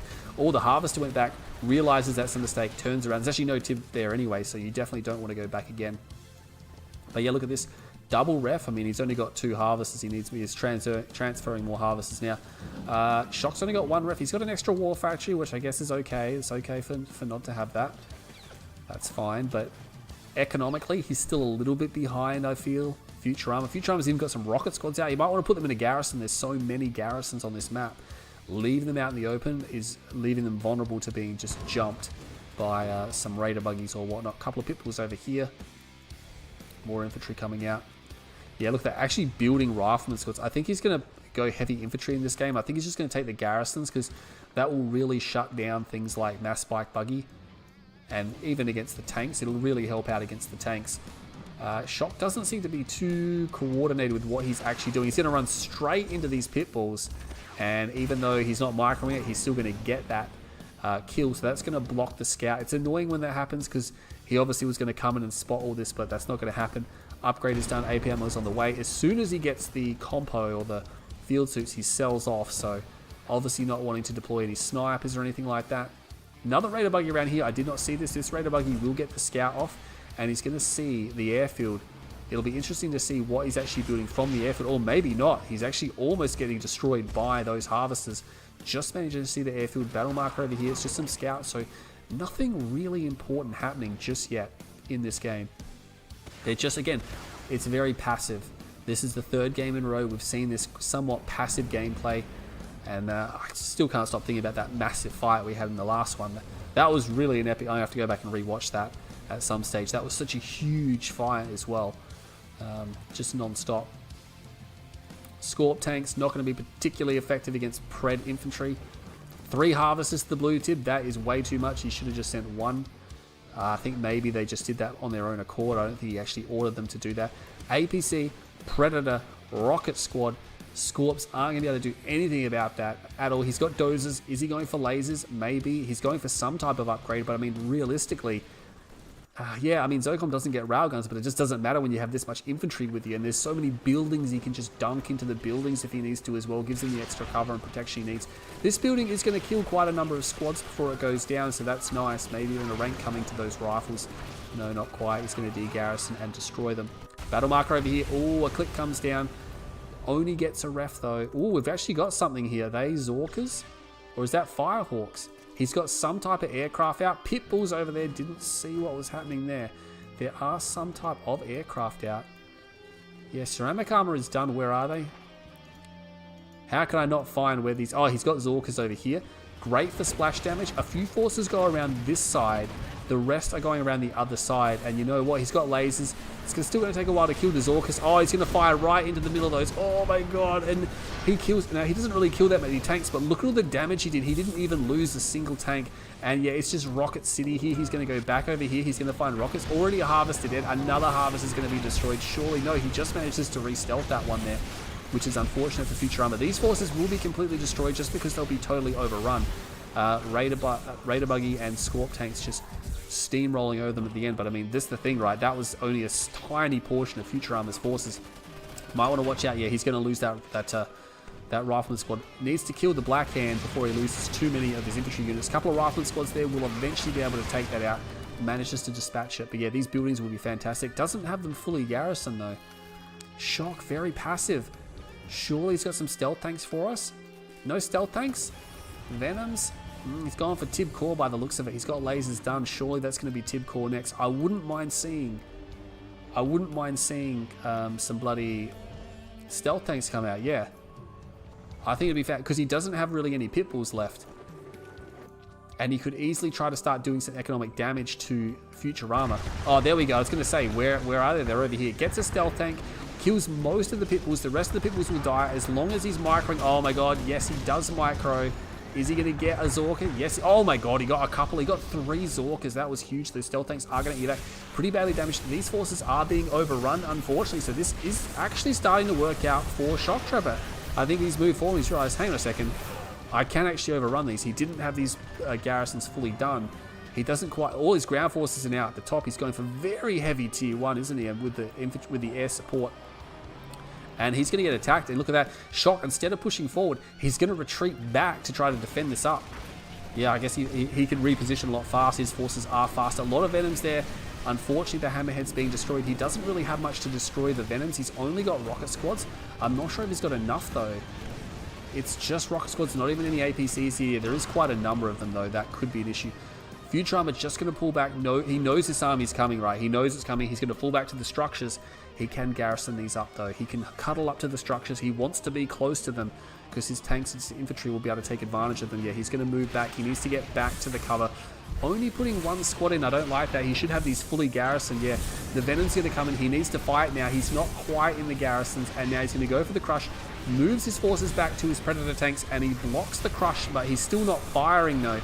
Oh, this is getting a bit messy indeed. Zorka comes in, starting to do some damage, but yeah, a lot of the rockets are now just pouring on the damage. All the Venoms actually are going to be destroyed. Yeah, look at that. There's more reinforcements back here, and all of a sudden things look pretty bad for Futurama, but there's just rocket squads and forces converging from every single angle, and the tanks are forced back. Oh, geez, even on the way out. He actually, and he's just had got so many rocket squads. He just had layers of them, right? He had layers and layers of them. He's got his economy down. There is a guarding cannon. Maybe the stealth tanks came back and I didn't spot that. I'm not sure where the stealth tanks are. They're really difficult to track. They're over here, so he repositioned them. So they will come in. They can get a nice harvester kill. A couple more harvesters here as well. Futurama might want to transfer them. Yeah, he's going to start to lose them now. These pitbulls might turn around as well. Yeah, turns around straight away. Battle marker over here. Looks like he wants to push into this base, but again, with no anti-infantry, there's 1 rifleman squad there to deal with the militants, but again, there isn't really a lot of militants there. Has to pull the harvesters back. Stealth tanks are going to move. They're going to relocate. Oh, this is the thing. The tech center is in danger, and so is the tier 2. He fences it. He fenced it, which means he really wants to defend it. Can he actually defend it? Does he have enough forces here? His third base is really late, so he just doesn't have the forces he needs. He's only got shredder turrets. Has to sell the tier 2. Again, being Nod, he gets quad turrets, but he doesn't get any charged particle beams. Futurama though has decided he's going to back up. Stealth tanks starting to take a toll here. That's quite a number of harvesters which are falling. They are sort of going to get trapped here. He might need to evac them now. He's going to lose that one. And the last one really kind of gets way too many people here. See you later. Oh, he gets 1 more kill on the way out though. That's nice. They did kill quite a number of harvesters. There's still one here, but Futurama, yeah, he's cranking harvesters up here. 3, 4, 5, 6, 7 harvesters. Only 1 refinery. Oh, that's not good. There's actually a sensor pod. Maybe he's scanned or something, because we saw the de-stealth. And look at this, trying to put down shredder turrets, but against these upgraded infantry, that might be difficult. The tanks have to run forward as well. The Venoms are here. They are starting to fire. Futurama trying to pull back into these buildings where he's got a bit of an advantage. Yeah, these buildings here unfortunately are destroyed, but they're still blocking line of sight. Oh my god, those Zorkas just destroying so many tanks. And the thing is, they have ceramic armor, which means they need quite a bit of gunfire to destroy. Oh, those Venoms! Oh my god, that's why you do not chase aircraft like that, because the Venoms will V into a single tile, and then you can splash them down. These Blackhand, though, I like these. These Blackhand actually coming in, and all those rocket squads will be destroyed. Battle markers over here as well. Looks like some Pipples were trying to get their way in, but they were dispatched by the Scorpion tanks. He's trying to build militant squads, but they're just being camped. Oh my god, they're completely milked out of that hand of Nod here. Has to put another one down. Oh yeah, Shoktrepet is really struggling now. He just doesn't have any forces. Massive Mind Strike. That was a huge Mind Strike, by the way. Killed so many units. There's a lot of Pitbulls here. It's just tier 1 though. It is just tier 1. It's too much. Shoktrepet just doesn't have the forces. He wasn't able to refine enough Tiberium to build the forces he needs. And even though it looked good for a while there, Futurama, he's going to take that game as well. Look at that. Just not getting the third base up in time. It was really slow third base, and that made all the difference. I mean, you're looking at an extra 40 grand to Futurama, and that's why he could sustain the kill death ratio, right? 1.33. It's in Shock's favor, but it didn't matter because economically Futurama was just so far ahead, and he would have been in trouble if that attack failed, that's for sure. But of course the attack did not fail, it succeeded. And yeah, Futurama will take game 3.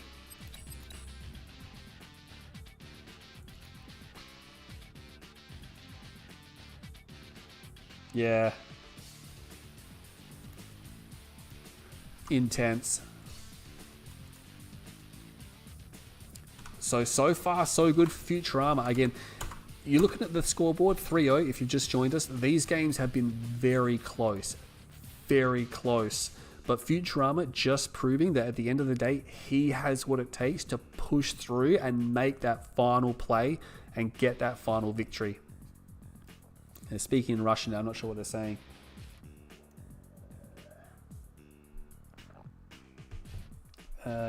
Yeah, it just came down to the fact that Futurama had more money. He wasn't as cost effective in his attacks. He was losing more forces, but he could afford to lose more forces.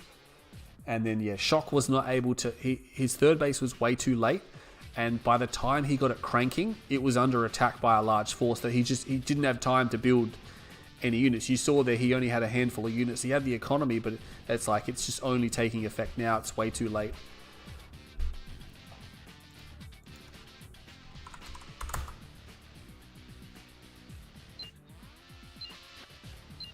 Yeah, I mean, Futurama clearly had a strategy in mind in that game. He clearly played that strategy from the first second of the game to the last second of the game, and that's really important. Where Shoktrepet doesn't look too sure about himself.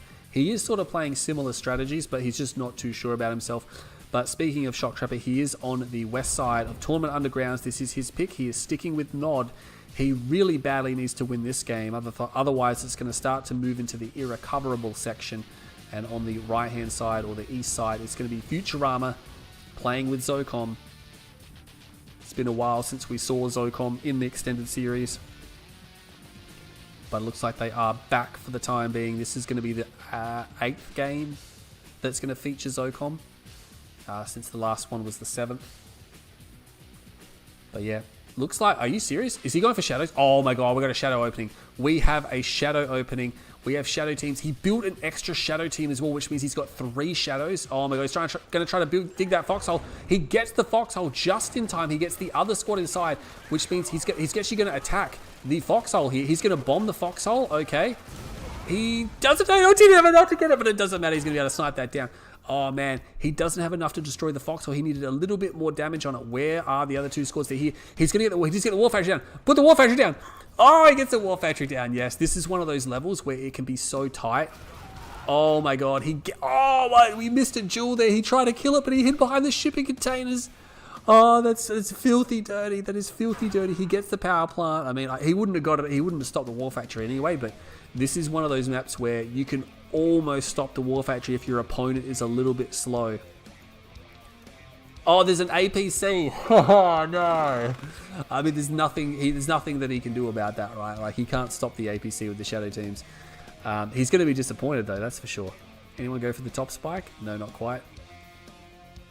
Now he's just going to harass. He might as well start putting those beacons down just to be annoying.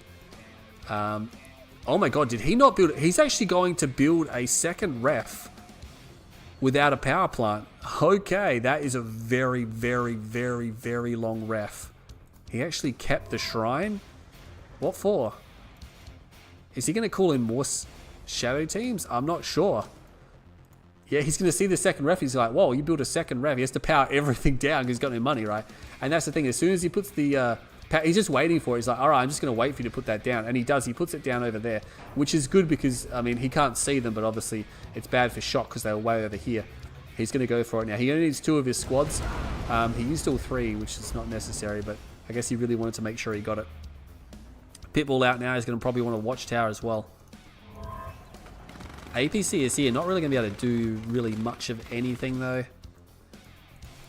Yeah, the thing is that if you keep these shadow teams alive long enough, you can just keep bombing power plants all game long and always be annoying, yeah. Because, yeah, Futurama has to do something about it, because if he doesn't, he's just going to keep going low power. His build's going to get disrupted. He's going to start building refs or tech centers, and then he's going to have to stop and cancel them to get more power plants out. We have a Scorpion tank out. Second Scorpion tank, so he's going to go for 2. He's going to drop a minefield, but realistically, I don't think he's going to lose any tanks to that minefield. I think he's just going to drive. Maybe he's just going to trigger them automatically. He brings the shadow teams all the way back to base. I don't think that's necessary. I think he could have used them to continue to scout the enemy base. Yeah. Oh, look at that. Those power plants are so close together that you can actually destroy both of them. That's actually a bad move by Futurama. Even these ones are quite close together. If they're too close, you can actually bomb here and you can get both of them, because there's a bit of splash damage on the C4 packs. Couple of Scorps going to go forward. I wouldn't mind seeing the shadows here, because they're just back at home, right? He's actually building more shadow. Oh my god. He's building more shadow teams. There's a Predator tank out. Unfortunately, that guy reverse moved in the wrong direction and he will be destroyed. Almost no way he's going to escape there. Maybe just. Can he outrun a Predator tank on heavy damage mode? I think he can. Oh, he reissued the order there. No, I think he can outrun it. Yeah, he can. He's getting further away. Oh my god, he's got so many shadows. 1, 2, 3, 4, 5, 6. He's got 6 shadow teams. Don't want to destroy your own Tiberium. Now, this is obviously for a ref snipe. So he's going to go and he's going to snipe a refinery. And, you know, Futurama's not going to suspect this. And then all of a sudden, he's going to be like, oh man, I have to deal with this many shadow teams. He still doesn't know where they are. He does have a tower here, but he's moving the pitbull away. He's like, all right, cool. I don't know where they've gone. I'm just going to leave this area here. And yeah, he's going to get an easy kill on this ref. And he can just take off straight away, fly over to the other ref, bomb the one on the expansion. Here we go. He's going to bomb that refinery, and see you later, refinery. And right now, Futurama's like, oh crap, that's going to be really annoying. Flies over the harvester, unfortunately, which can shoot air units. Battle marker over there. No, it's just scouts. Shock has managed to recover quite well. He's got 4 and 2. Is he going for blue tib? No, he's not going for blue tib. He's short a harvester on his main. Yeah, he's only got 4. He has got a ref on the expansion, though. Another harvester coming out now. I would love to see the shadow teams go to the expansion and get one of these refs as well. You know, if he got this ref, he'd almost... It's lucky that he put his comm center here, right? Because if he got the other ref, this whole base would be shut down. There'd be no build radius. APCs coming out. Not going to be too difficult to dispatch the APCs with the Scorps that are on the field, even without dozers. Although he does have a tier 2. Is he going to go for a fast... Oh, is he going to go for a tech center and a fast click? He's going to click one of the refs. Maybe look at this. He's lasering all of his refs. He's lasing all of his refs so they can't be destroyed. But I mean, if he splits up the shadow teams, he can get 3 power plants. And that in itself could just be worth it. I mean, he can get a war factory if he wants as well. He can get whatever he wants. Predator tank gets destroyed. APCs are in the top there. Oh man, he's actually going to lose his harvester as well. He's going to have to back off with the harvester. Just rifles in there. Going to get the Predator tank. That's nice. I don't think he spotted the harvester. Yeah, the harvester's evacuating out. He's going to find these APCs. Unfortunate for Futurama if they chase them, because the Scorp tanks, yeah, they could very easily destroy them. Both sides not really controlling the greatest. He's going to come down here and he's going to see that there is a fence on that ref, so that's going to be unfortunate. He's going to start attacking these guys. He's going to back off now. Yeah, well, there's too many Preds there. He's going to have to back off for sure. He's going to see the laser fencing and he's like, all right, cool, I'm going to have to go for something else. Oh, yeah, look at that. I think maybe he abandoned the click plant when he saw the lasers. Yeah, he's like, all right, cool, I can't bomb one. I can either click one or not. He's actually in a lot of trouble. How's he going to hold this attack? He's going to need an obelisk. Obelisk behind the ref would be fantastic. He's got a pit bull there as well, which he's got to pull the harvesters. There is a bike attack happening down here, and yeah, he puts down. I love that positioning. That's a fantastic position for the obelisk here. He loses a harvester, but that doesn't really matter that much. I guess it's a bit annoying trying to get lasers out. His expansion is somewhat shut down. He's got these guys coming in. Where they're going to go? They could go for the war factory. Get that war factory. They are going to come in, yeah, they're going to go straight for the war factory. 1, 2, 3, 4, 5, 6, and he gets the whole war factory. It is destroyed. Unfortunately, just running into these units here, yeah, might want to back off there. Avatar is coming. Obelisk is there. There's still a pit bull, which means he can detect the stealth units here. I think, did he abandon? He was going for a text. Oh, it's Tib Core. I thought he was going for lasers. No, it's Tib Core. There is an Avatar here. He's going to have to watch out with that pit bull there. He's going to have to back up the harvesters. He's reverse moved the harvesters now, so he is going to save it. I like that, but 2 obelisks and an Avatar there. That's a little bit too much for him. Unfortunately, shooting at some of the infantry squads. Yeah, it's getting a bit gnarly. Can't quite. Yeah, he's going to defend it out. I think Futurama realizes he can't push in there just yet. He's got a lot of forces coming, though. He's trying to pull everything he's got. I'm not sure where the shadow teams have gone. I can't see them anywhere on the radar. Did he lose them all? Tibcore bikes coming in? Surely he didn't lose all his shadow teams. Oh my god, did we miss all the shadow teams being destroyed? They were over here last time we saw them. Surely they didn't get destroyed. Oh, he's lost all of his shadow teams and we didn't see what happened. No, he's got them. They're still here. So I am blind. They're really hard to see on the radar. They glow on the radar, so yeah. The radar in this game is pretty trash. Tibcore bikes being destroyed by these pit bulls. Yeah, trying to decoy them. Gonna come along here. Now, this is good for Futurama because he's attacking where the obelisks are not, so he's just basically found another opening. Unfortunately, his avatar's cutting it a little bit fine. Has to use the cloaking field, but there's a sniper team there, which means he can detect the stealth. That's really going to confuse. Oh, he has to use the scan. I'm not sure. He doesn't actually use the scan. That's really going to confuse Shoktrepet, but seeing the scan there, he now knows that the jig is up. He's going to have to fight this attack, but he just doesn't have, look at that, trying to send the tanks forward to crush. He's got nothing to do with the infantry. I mean, he's got some shredder turrets, but they're being destroyed faster than they can be deployed. He's got the shadow teams coming in now, but there's not really much for them to do. He's just being pushed back further and further. And Futurama just really starting to bully Shoktrepet in this series. Gets a power plant, used way too many of those guys there. He's going to get another power plant. That will cause a low power situation for Futurama. That's annoying at home. He's going to try to take the spike out. It's just hard for Shoktrepet to deal with this type of force because he needs a lot to overrun it, and it's really durable. Predators are durable. The infantry units with the Tib field suits are quite durable. He's got some avatars. Those 2 are cloaked. Needs to repair them up. He's just sitting on 2, and this is the problem, right? Like Futurama, I think he's starting to move to the expansion over. He's going to take Shock's 3rd, and he stops to get the spike, which I like that as well. But this is just really bad. He knows, he's fully aware that he knows he's a lower tech army, and if he just gets more of it, he just wins, right? If it does become a numbers game like it is here, the tech can overcome numbers for sure, but it can't overcome, you know, insane numbers. I like this now. Yeah, that's quite good. Oh my god, he got 2. Unfortunately, runs into those guys. He might need to shoot them. Yeah, kill them all. But so many power plants going down now. He is going to resume the attack down here. I don't think Shock's going to try to defend it. He's got both of his infantry upgrades, which I do like. Nod Man Span will actually be quite good against this, I think. Especially since he's got mostly militants. He can actually use the Redemption ability, and he'll just get a Stormlord of Awaken units. And yeah, this is actually going to work. Okay, yeah, the Avatar's behind as well to take out the tanks, because there's actually really no rocket squads here. It's like 1 rocket squad here. Futurama hasn't realized it yet.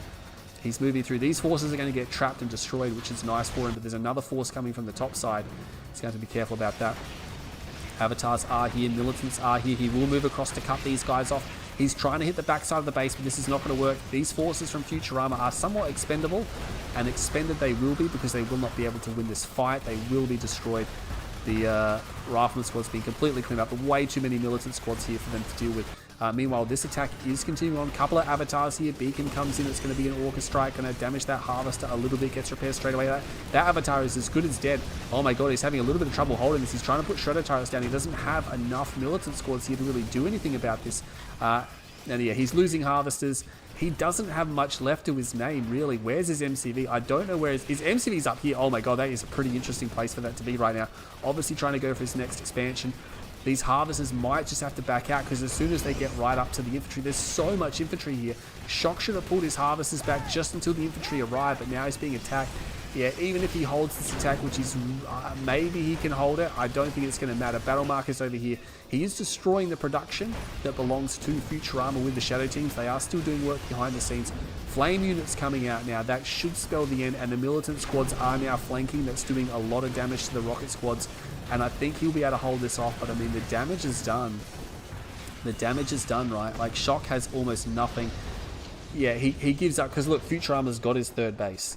And his MCV's under attack as well. You can see there's units up there, so he obviously realizes it. But yeah, Futurama, he holds now a commanding 4-0. And look at that. Look, this is what I'm talking about, right? Shoktrepet has the tech advantage and stuff like that, and he is getting a way better kill-death ratio, but it's the economy. Like, the tech can't overcome, what's that, $60,000 worth of deficit? That's just too much for the tech to overcome. Like, yeah. If it was maybe half that, he'd be okay, but 60,000, like, it's way too much economy for the small amount of tech units that Shoktrepet had there. Things are going great, though, for Futurama. He's looking pretty good. Shock doesn't have an answer for this.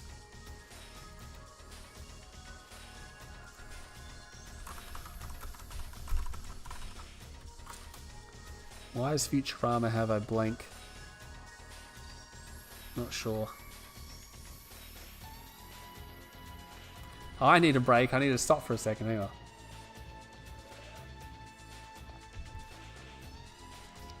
Ugh. SOCOM Blackhand. He's going to switch Blackhand.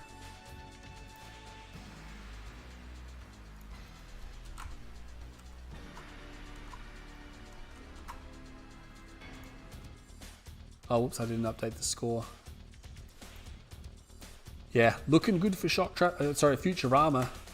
Again, they've been close games, but Futurama just showing he has what it takes to push it right over the edge.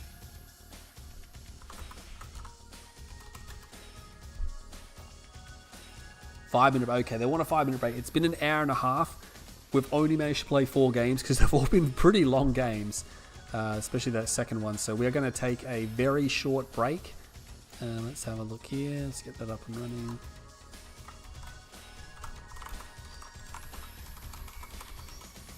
Short break.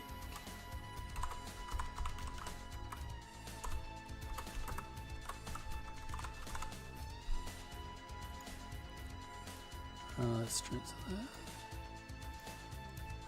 that. Okay, so guys, we're going to take a very short break, only a couple of minutes. Do not go anywhere. It's only going to be a few minutes, and we will be right back.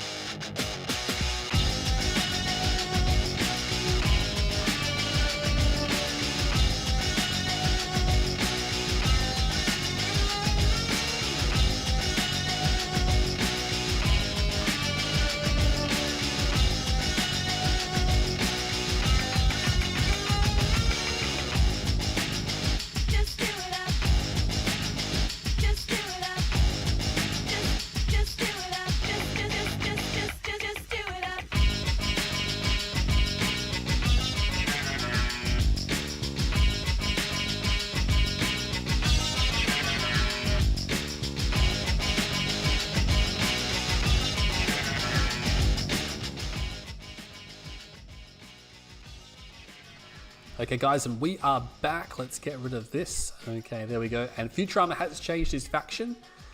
Oh no, far out. Shock's changed his faction too. Okay, there we go. Let's get rid of that. Now, what an exciting series. This one's definitely been a very large-scale engagement, if you want to put it that way. Basically, we've had just like truly massive fights in these last 4 games here. Surely hasn't got that. So he's got that selected again. Alright, looks like it's going to work now.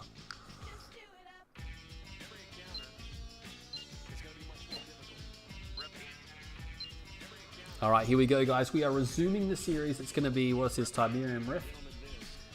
Again, Shoktrepet getting some pretty dominating map picks here. He gets pretty much pick everything so far. Speaking of which, he is on the south side of Tiberium Rift. He has changed his faction for the first time in the series to the Marked of Cain. And that means on the northwest corner. Playing as the Traveler 59, it is Futurama. This is the first time we've seen him break out the Trav.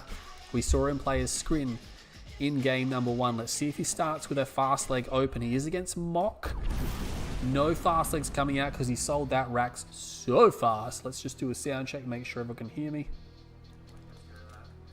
Yep, looks pretty good. Any issues with the stream, just let me know. I can see the chat. I don't read everything in the chat, but I do occasionally glance at it just to see what's what. What is what, by the way? So we have a ref coming down. It's going to be straight into a war factory from both players. Again, the Scrin player will be about a second or so behind because their power plant takes a second longer to produce, which means they will always be 1 second behind if you do things perfectly. Nod just with a slight edge. We'll have to see. This is going to be really important to see what happens when this comes down. Is it going to be an operations center? No, it's going to be a Raider buggy straight away. I want to see what he's building. Yeah, he's just going to play it like very safe. And yeah, same thing for Futurama. We've seen these guys do this. I mean, yeah, we did have that game on Highlands where Shock tried to push the all in, but it just didn't go down to it. I just think these Russian players are just... it's very difficult to all in rush them. They're just, yeah... Especially with the amount of scouting we've seen, like...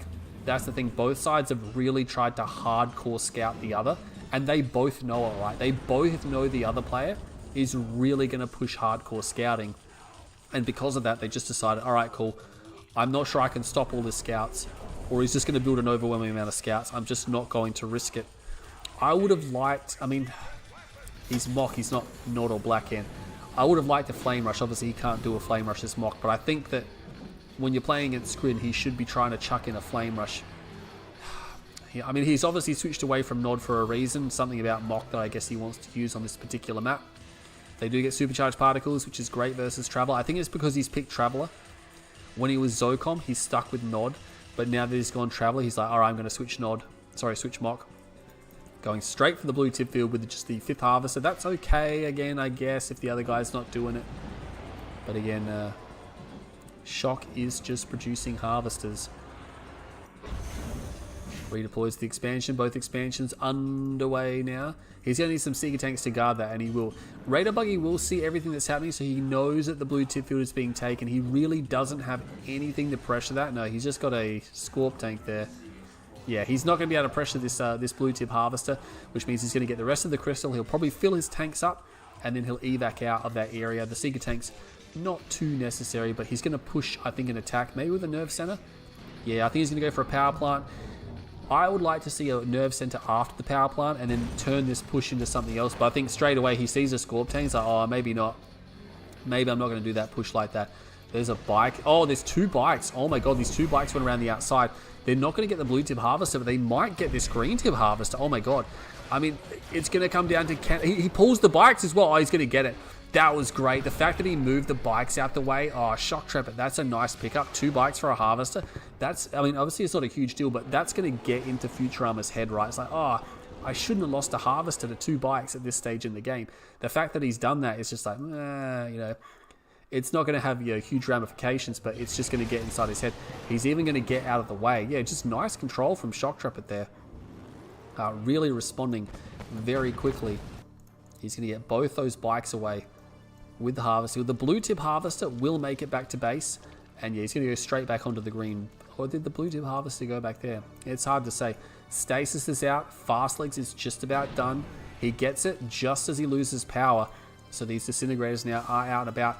The Scorp tanks aren't going to like to see that, though. That's going to be a problem. He's going to need more Raider buggies, or he's going to need an air tower. He's going for a Rax. I mean, I guess he doesn't want to go for Venoms too early. They're 900 bucks each, but you can still get a decent amount of them out. Without lasers, obviously, it takes a little while to get through a big bunch of disintegrators, but there aren't that many disintegrators on the field just yet. Raider buggy will dispatch these guys. Not going to get the bike. The repair drone will out repair it. He's going to see these guys here. He'd want a shredder ready to go. Those Scorp tanks going to be borderline useless against these disintegrators. There's the shredder, comes down now. He's going to shotgun blast some of his disintegrators, but I don't think Futurama cares. I think he's just going to send them in. No, he's going to back out. He will get them away. Doesn't really lose that many, actually, so that's not too bad. Going to go to the spike. Oh, he's got Tib Troopers there. I don't think he was expecting to see Tib Troopers. Yeah, that's a really big problem. Is he going for legs? He is going for legs. I like that. I like Tib Troopers with legs versus Travel 59 because it's not something they're expecting. And it's not as if it's Blackhand, right? Blackhand are really slow, but when you get legs upgrade, the Tib Troopers are really fast and they can slow down all the vehicles as well. They're not very good versus vehicles, but can slow them down. He's going to be able to kill all the units that are here, which is really unfortunate. Seeker tanks come in. I don't think he's going to be able to get a harvester. He's going to attack these guys here. I don't think he's going to call in the repair drones. There's too many Shoktrepet forces here. He called in the lightning spike. I guess he wanted to make something of it. These units aren't going to be able to retreat anyway, so he just wanted maybe to try to do as much damage as he can, but Shoktrepe's going to clean that up pretty cost effectively. We'll lose one more tank on the way out, but still that was a nice cleanup. Shock Troopers coming out. He's not going to like to see those Tib Troopers. They're just spraying down the Shock Troopers. Shock Troopers can withstand a little bit of damage from them, but still that's not good, taking that chemical damage there. Yeah, he's going to have to be careful. I mean, Shock Trooper, I think, yeah, he's just building these random squads and sending them out as scouts. So Tib Trooper scouts, there you go. That's something you don't see every day. And this is just going to be annoying because he needs Gunwalkers to clean them up, right? I don't think he's going to clean them up with just the shocks. I mean, yeah, maybe a little bit. He's not paying attention, though. He ranked them up already. Oh, my God, yeah. That's going to be a problem. A lot of mechas come out. Didn't spot these. Did not spot these. So if I didn't spot them, Shock probably didn't either. Ravagers? What is going on? He's actually building Ravagers. These have got to be decoys, almost certainly. These have got to be decoys. He's got a click plant. He's got a second MCV. Click plant is there. He sent the decoys in to spot for the extractors. And there we go. There's the click plant coming down now. Boom. Doesn't get any harvesters, but he will get that refinery. Mecha's coming out. Wait, is there stealth tanks? Oh, I wouldn't mind seeing some stealth tanks right about now, but no. That's a lot of mechas. Oh my God. 1, 2, 3, 4, 5, 6. He's got 8 mechapeds. I'm not sure if Shock's expecting to see that. I don't think he is. I mean, he's got some forces down here, but they're going to the top, and he's just got infantry. Redeemer's trying to come out. I know it's not going to come out in time. Oh my God. If Futurama, he obviously doesn't realize that he can't see in there. He could just go straight into that base. I mean, he could go straight down here, get the MCV as well. Yeah, Shock sees it now, so he's not going to get the MCV. He's going to start fighting these forces here, but this is a big problem. You know, he's probably got double obelisk queued, but he is slowing down the push. Futurama needs a gravity stabilizer. He needs one now because he needs to start putting down the Devastator warships to hold off this base push. The mechas, unfortunately, they had a window of opportunity to do some damage, but Futurama obviously not aware that this base was so lightly defended at the time. Didn't have eyes on it, so obviously didn't want to just send his mechas in willy-nilly. If he loses the mechas, then he's in absolutely deep trouble. Like, he can't afford to lose his mechas right now. Shocks are going to join the party, though, and that will add some extra DPS to these forces. There's the obelisk. Doesn't hit the head of that mecha, so he will escape.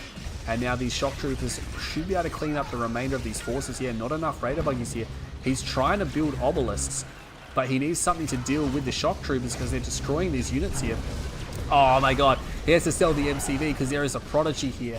Who needs dev warships when you have a Prodigy? He was going for them anyway, so you can see it was his backup plan, but oh, this is really bad because Shoktrepet, instead of having a third base up and running, he went for the base push and now it's completely gone. These harvesters are going to get revealed because the mechas will reveal stealth at point blank range. He area mind controls one avatar. Why are there no Venoms out here? Like, come on, he knows that those forces are available. He knows that those forces are there. Oh, he teleported. Did he teleport the avatar away? He did. He teleported the avatar away, and now he's got an elite veteran shock trooper squad. Rage Gen goes off. Mecha P gets destroyed. Missed a little bit of an engagement there. Doesn't quite get the harvester. Might be able to get the harvester on the way out. Yes. He's actually got toxin segments. There you go. will move forward with another MCV. Redeemer is out. Things have all of a sudden completely flipped, and now Futurama not looking too bad. Yeah, he doesn't have a ref on the third, which is Shock's only saving grace here, that he is a little bit behind in that aspect, so he can still catch up. But yeah, very shortly he's going to have a ref, and Shock does not have one. That was an air tower. Yeah, he needs Venoms. He needs Venoms and Supercharge. He has got Supercharge. It is researched. So these Shredder turrets will be pretty devastating against the Traveler 59 man spam. What he should do, look at that. He's actually going to force fire on the other avatar. He's like, all right, I don't want this anymore. I'm just going to destroy it because it's going to free up the Prodigy, which was up here. Maybe going to go for another MCV snipe. I'm not sure how that's going to work. There's Venoms coming out now. Yeah, that's the problem, eh? Especially with the Supercharged Particle. Raged goes off, and he rages all the mechas. He gets a second mecha. That's nice target firing here. I'm not sure if he's going to get the Devastator. There are some disc mechas there.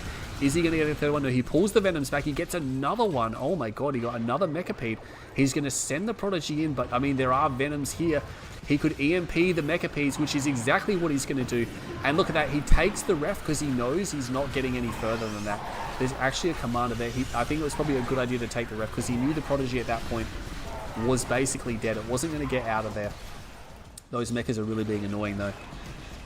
Not quite getting those Venoms. Those Venoms are running off somewhere. They get the Devastator warship.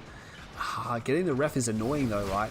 It is annoying. I don't think you can do too much more damage with these units.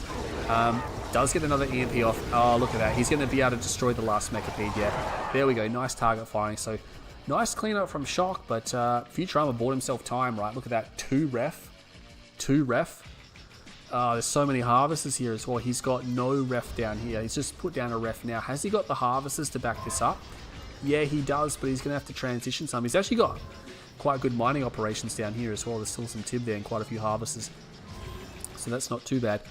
The Enlightened are obviously going to be a good pick because there's a lot of tripods building up, and especially for Traveler 59, there's no shields. Their tripods are actually really bad. You want to avoid trying to spam them if you can, because the enemy will be able to take advantage of the lack of shields. Going to get the Ravager squad, maybe even clean up the Husk if he can't get that himself. Another Ravager squad gets killed. Don't think they've been doing too much. He's cloaked the Redeemer. We have a cloaked Redeemer on the field. Look at that. It was trying to get the Husk, but the Husk is cleaned up by the Venoms. They will take care of that. Always good to have a good hit squad of Venoms flying around now. And he's got quite a lot of Alignment. I mean, he's going to be able to chain EMP this Hexapod so now. And he's got quite a lot of Alignment. I mean, he's going to be able to chain EMP this Hexapod so badly right now. He's going to need either a lot of Devastators or a lot of Gunwalkers. He's going to need the Traveler player will need a lot of supporting units to make this attack work. He can't just do what he's doing now, and that's just send out the Hexapod solo. It's just going to result in a dead Hexapod, right?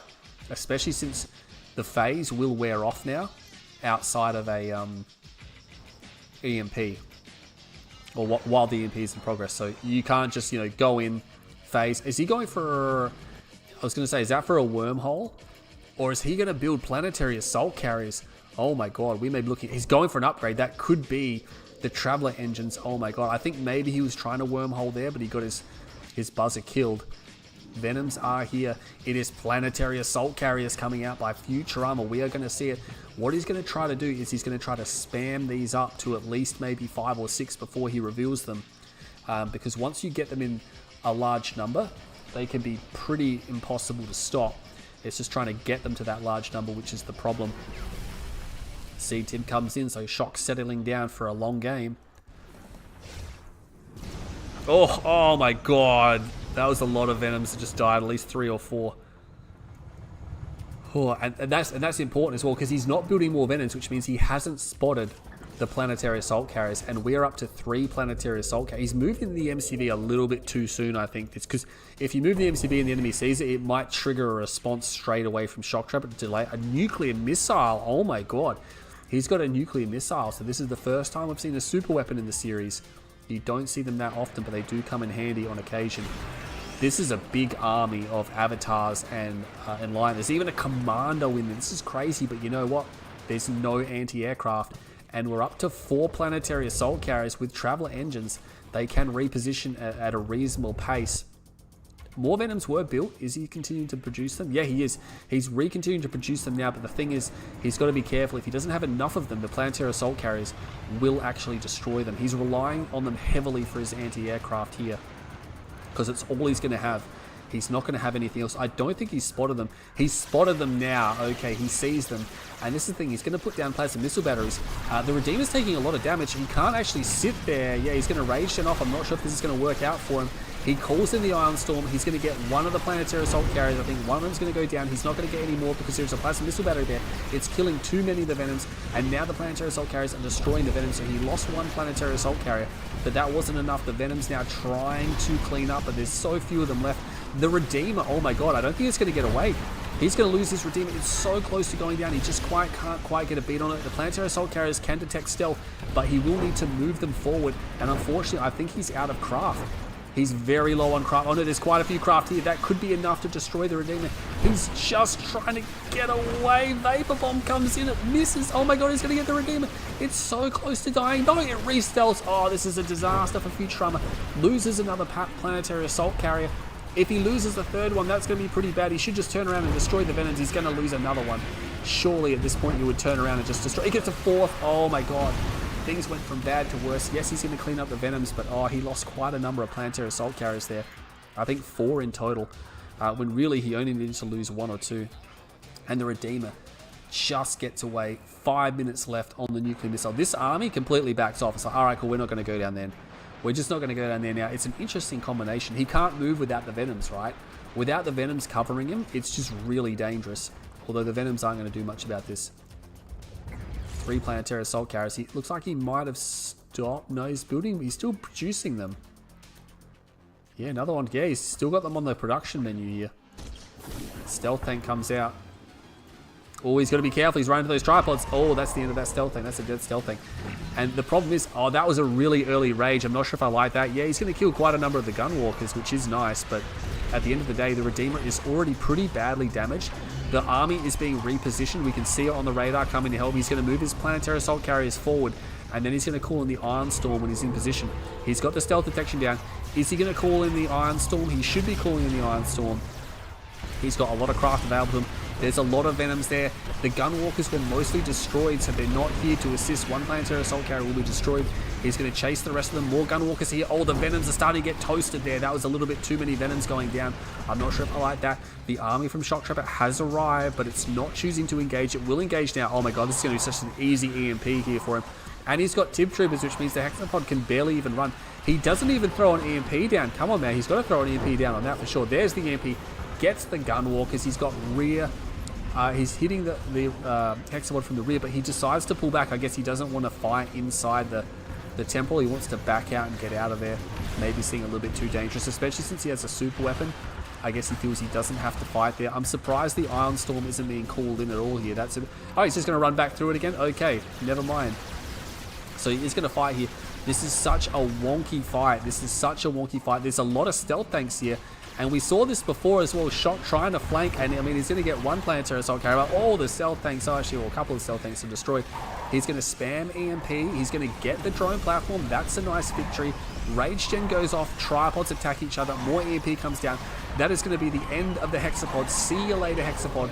And the tripods, they're not going to be far behind. I'm surprised. Still no EMP. The EMP is lacking from Shock. He's got plenty of it here. Not able to control it. Doesn't matter. He's got so many forces here. It just does not matter. And he will take a victory against Futurama. It took until game 5, but he finally has one on the board in an 18.5-minute game. Another pretty lengthy game here. These players really basically they're not going to do anything short and sweet. They're really going to push these games quite lengthy. What up to game 5? But yeah, if you're a Shoktrepet fan, he's the last of the Russians, right? So he kind of needs to do something about it. And look at that, pretty even on the economy situation, but the kill-death ratio just a lot better. Unfortunately, Futurama just not able to make it happen. I think he pushed a little bit too soon. Didn't quite have enough Planetary Assault Carriers. Maybe chuck in a Devastator or two. That would have been nice as well.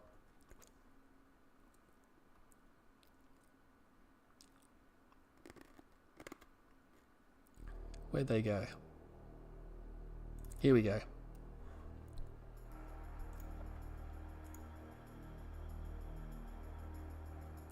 Badland Hills, I think, is going to be the pick as well. This is actually going to be the first time in the series that Futurama is going to get the map pick. So we're not going to see a clean sweep, and I didn't think we would, right? it was going to be a big ask to get a clean sweep in a situation like this, but Futurama was coming home with the goods. Ugh. But yeah, he went straight to Badlands here. I think maybe he's got something in mind.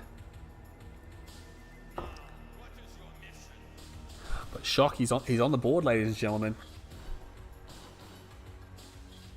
Yeah, exactly what I said there.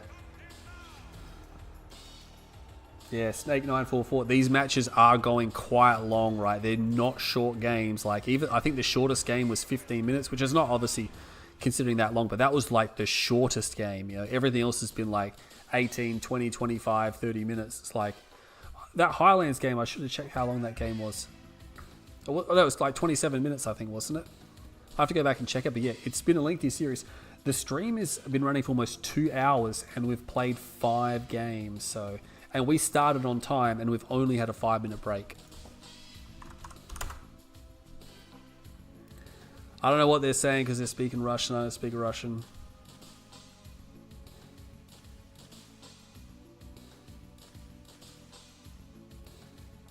But yeah, Shock did a lot better in that game. I don't think Futurama did bad. Futurama did pretty good.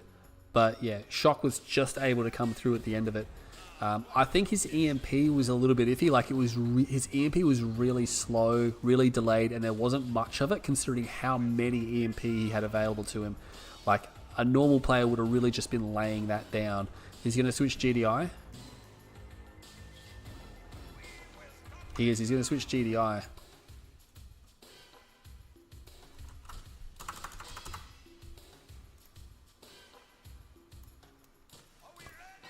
Okay.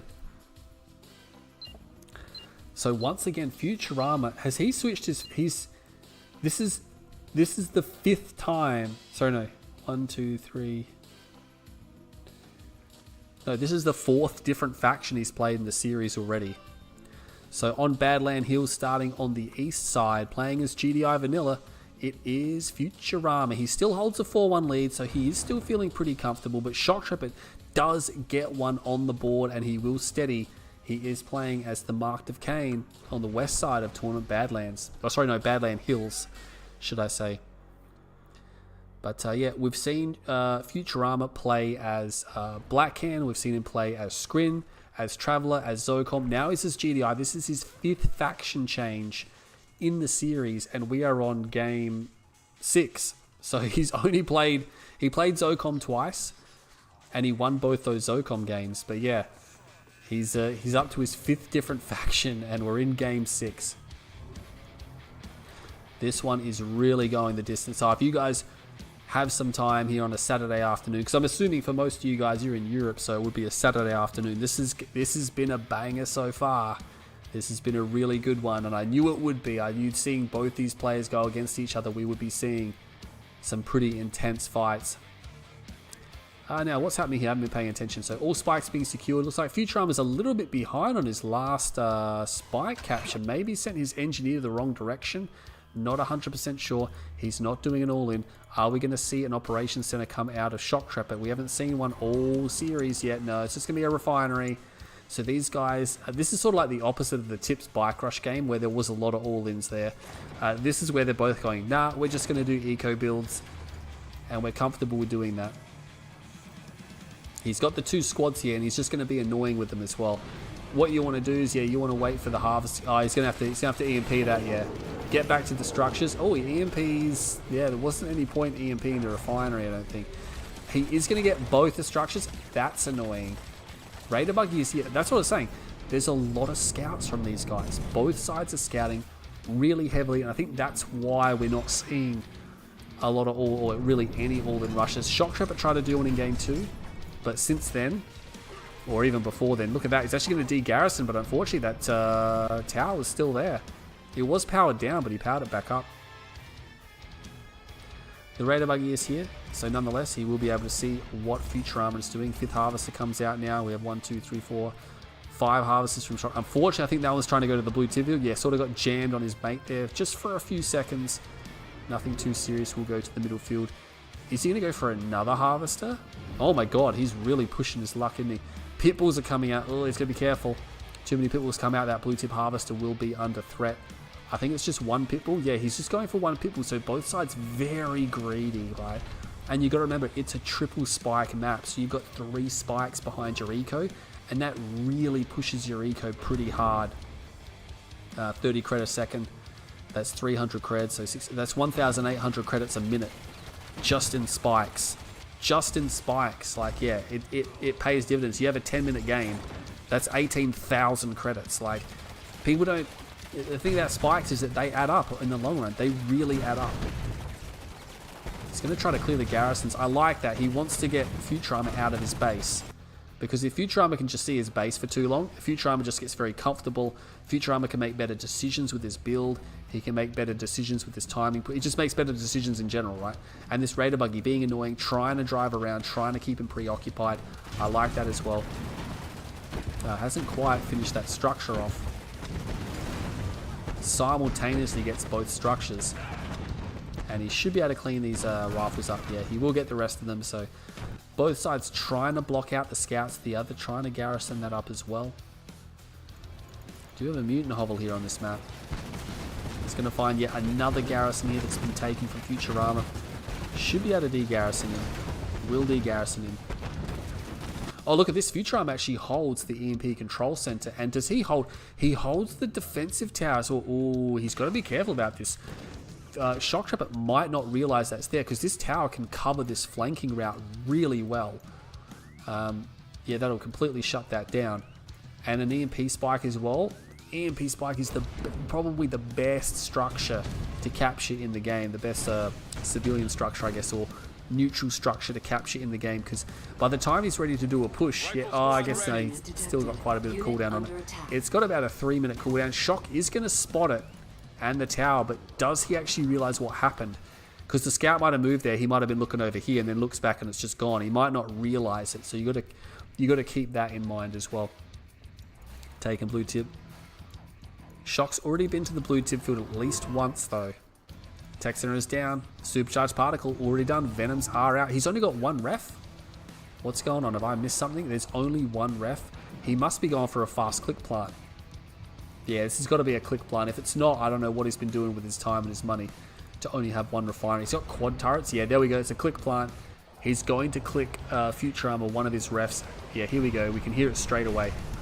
Boom. Oh, there's actually 2 stealth tanks here. He can get another harvester. He's following up. This is a fantastic play. He needs to get that harvester and then maybe just evac out. Oh, beautiful splitting on the stealth tanks as well. He actually gets a hammerhead, but unfortunately pays for it with both of his stealth tanks. Now, he got 2 harvesters and a hammerhead, and he got the refinery, so I'm not sure if it's super cost effective, but it's still pretty decent. If anything, it's an even trade. He's going to get his 2nd ref down now, so he's already got his economy back on track. Futurama not even working on a 2nd ref. The Avatar is here, and oh man, these Venoms. Oh my god, they're going to destroy this. Obviously, Futurama didn't realize there were Venoms. He does turn around immediately, which is good, but it's just too late. The Venoms are faster than Hammerheads, right? And he's going to be able to destroy this, and he needs to watch out, though. If this is charged, Futurama might just use it on the Venoms. Nah, he's not going to be able to use it. It probably wasn't fully charged yet, otherwise he definitely would have used it. He's going to get the tower as well. So unfortunately for Futurama, that could have been a fantastic play, but it's not to be. There's actually a Marv coming out. I did not spot that at all. So he's moving the Venoms across now. He might actually need Tungsten Shell, you know, because these Venoms are becoming a problem, and he's probably still building. Oh no, I guess he's stopped at, what has he got? It's hard to count them when they're like 1, 2, 3, 4, 5, 6, 7, 8, 9. He's got about 10 of them, I say. Although Shock is aware that a Marv is coming out. It is about to come out now. Is he going to sell the Reclamator Hub? Yes, he sells it. Venoms are coming in. No Tungsten Shell. He doesn't really want to be wasting his time targeting these turrets down, though. Yeah, does Shock not realize that? Surely, okay. GDI turrets are the weakest in the game. That is until you get the Tungsten Shell, which he's not researching. Okay, I guess he doesn't feel like it's a big enough threat. Because Venoms don't have that much armor on them, you know, but the thing is, if the other guy's got a ton of them, he can fly over, kill your stuff, and then fly out before he really loses too much. So having Tungsten Shell prevents that, because you don't want obviously to spend too long dancing in that. Oh, we got Vertigos coming out as well, so he's going to need probably Firehawks if he's not going Tungsten, because these are going to be a nightmare for these Juggernauts. And look at that, he's going to spot both of them right next to each other. And he only gets one, luckily. He doesn't get that vertigo. Oh my god, that was close. He almost gets a vertigo. But I mean, he can recover that pretty easily. Marv will take both those engineers. Another engineer will come out. Battle marker over here. A couple of tanks going around to deal with the spikes. But again, very passive gameplay. Oh, is he going to target the husk? Oh no, he just manages to recapture. And you know what? He gets the vertigo. That was not good for Shock at all. Yeah, he reclaimed the husk. He needed a second bomb to destroy it. Shock has taken this field here, which is quite good. Got a Rax down there. Maybe going to go for a cloaking field. Not 100% sure. Takes out one spike. Still, yeah, here come the Firehawks. All right, he's just like, all right, cool, I need Firehawks. Takes out that, trying to rage in. I think he was spamming it a little bit too much then. And sure, yeah, it is. It is stealth.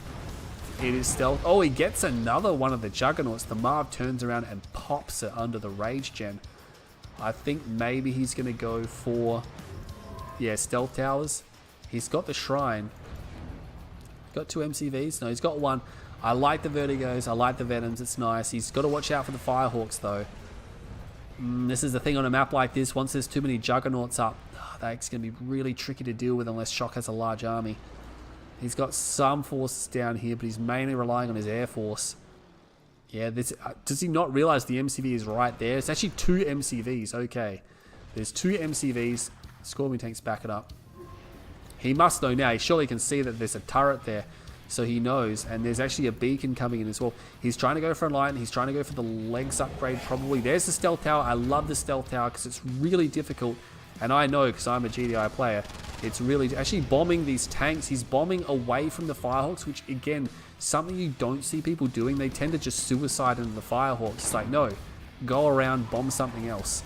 You know, don't just suicide onto the Firehawks. That's what the GDI player wants you to do. Now these tanks can move back and deal with that. Big scan comes down. This could be the go time for him. We've got the uplink online as well. He's got to watch out for that. Shockwave could be the end of Shoktrepet. Spectre artillery firing from within the base here. There comes the EMP. I like the EMP. This is purely to delay him.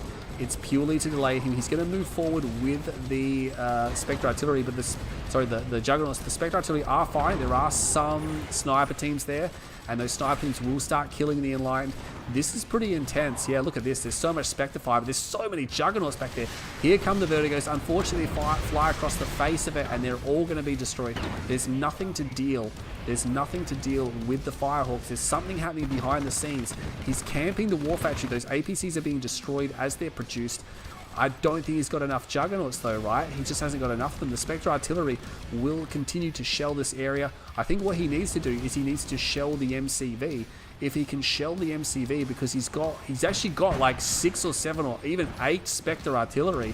Yeah, look at that. He's going to get the husk. He's going to get the MCV. The Juggernauts can't outrange them, right? They cannot outrange them. Battle marker of the stealth tanks ripping up the backside of Futurama. These tanks are completely stabbing him in the back, but meanwhile, he's going to push forward with these forces. Oh, an orbital comes down. All the Spectre artillery are being destroyed. Oh my god, that's why you do not group them up like that. Massive damage. The Redeemer is down, and just like that, he might have broken through, but there's a lot of Shoktrepet forces here. Gets an EMP down. There's still enough of these. Oh, big EMPs. He's coming through when he needs to, and the Spectre artillery now going to start raining down. The Shockwave comes down. Big Shockwave hits all the avatars. The sniper teams are starting to clean this up. Is it going to be enough? The MCV is under siege. It's been EMP'd. Yeah, he can see it while it's EMP'd. There are sniper teams here nonetheless. These avatars, Firehawks are there. Not sure what they're going to do. There's actually no AA to deal with them whatsoever. Vertigo bombers coming back across now. Might get a bomb off, but it's not enough to really do anything. He needs those stealth tanks somewhere. Stealth tanks are here. He's going to start shooting these guys in the back. They do not have tib core. I did not realize that. There's no tib core for these guys. He should be able to get one more. The Marv is still alive. Shoktrepet, unfortunately. It looked so good for him there. It looked like he might be able to hold, but it's just not going to happen. Battle markers raging everywhere. More units being destroyed. I think the Venoms were destroyed there. Yeah, I think there's only a few of them left. And this is the thing, right? Futurama emerges with the center under his control, and Shock only has the forces he has left at his disposal. He does have 3 spike. He does have these tanks, but he lost all his, what should you call it? He lost all his stealth tanks. What he should have done is maybe used his stealth tanks to target the Firehawks, then come in with the Vertigo bombers. That might have been a better option there, but still, It looked so good for a little while there for Shock, like he was going to hold it and he was going to cause massive damage to Futurama, but Futurama just manages to push him off this base. And this is bad as well, because now he's going to refine off of it. Yeah, there's Predator tanks back here pushing. Those Scorps are basically dead. They're not going to do anything. What was that? Something was sold off there. Zone Troopers coming out. No scanner packs. Oh no, he sold the uplink. I guess he feels he doesn't need it anymore. Oh, he's still got the Venoms, but again, the Firehawks are really just uncontested. He doesn't have Stratofighter though. He should have definitely tried to focus them down there. Yeah, there's so many Juggernauts still alive. We got 4, 5, 6, 7 Juggernaut. The Marv is still alive. He's reinforcing with a lot of APCs. He's actually producing Zone Troopers off the deck. Is he going for power packs? No, he's not. Is he going for scanner packs? No, he's not, which is really unusual. You think he would. Vertigo Bombers are coming back now. There is no Firehawks. They are currently reloading. Oh, that is a good hit. 3 Juggernauts destroyed. He loses both. Unfortunately, both of the Vertigos were shot down. There was APCs and turrets there. It was enough to destroy them. Oh, Spectre Artillery. He's still got quite a number of them there. They do miss. They're not very good at hitting moving targets, but they will hit stationary targets. It's a big strike coming in there. There's still quite a few of them back there, isn't there? They are really putting a lot of damage on. Vertigo's now trading with... Sorry, Venom's trying to trade with the Firehawks. The Shock Pod comes in. No upgrades on the Zone Troopers, but it just doesn't matter. These avatars are dead meat. It doesn't matter. There's a big line of dead Juggernauts and Husks here. It just doesn't matter. There's way too much here for him to clean up. And Futurama, it looks shaky, but he has done it. He has punched his ticket through game number 6, and now he is on match point in the series. Another 15-minute game or 14-minute game. Yeah, look at that. Extra 30 grand or 25 grand. It's nice. But yeah, it looked like it was going to be okay. The kill-death ratio was in favor. His favorite unit was Spectres, but that orbital strike where he got all those Spectres, that was massive. Shock maybe needed to split them up a little bit more. He would have been okay if he hadn't lost them all, but they were doing tremendous damage. But yeah, that orbital was probably one of the best you've ever seen. Game 6.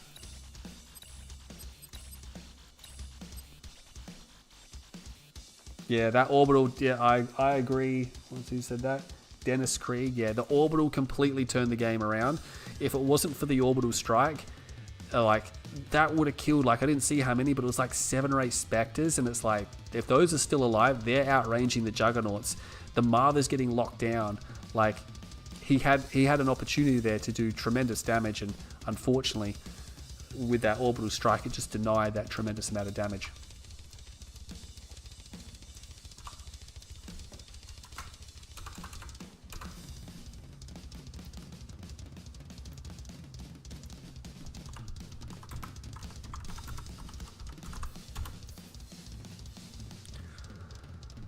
Well, Shock gets the choice of map, and he's going to take us to Battlebase. It's going to be an interesting one.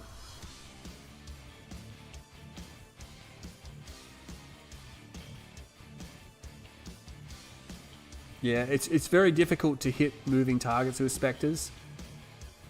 That's why you get an EMP off the Marv, and all of a sudden, you know, you get 8 Spectre rounds just go boom on top of the Marv. That does a lot of damage, and it's not hard for Mock to shut him down. I like the sniper teams from Futurama. Futurama had more stuff, and the snipers helped out immensely as well.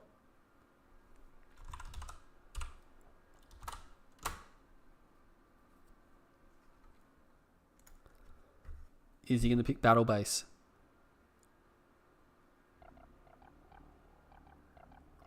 He's thinking about it. This is... Yeah, he is. He's going to go with Battlebase Beaverton. 1, 2, 3, 4, 5, 6. So this is it. It is match point.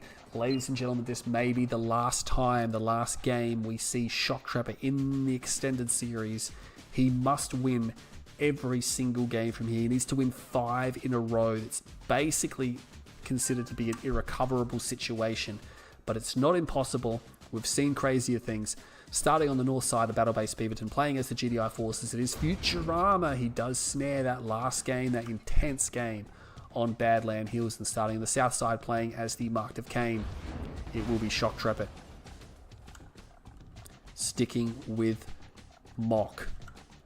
Or you can just feel the tension now. I mean, the pressure is on Shoktrepet. Futurama is probably feeling just fine right now. He's like, all right, cool, that's it, I'm on match point. There's no way I can possibly drop 5 games in a row from here. He's probably going to, I mean, even if he does drop this game, it's not really going to change his perception, I think, or his state of mind. I think he's going to be very comfortable. Yeah, and that's the thing. Like, you're looking at the score, 5-1. Shoktrepet, again, he's put up a tremendous fight in this series, and I think some of these games could have gone either way.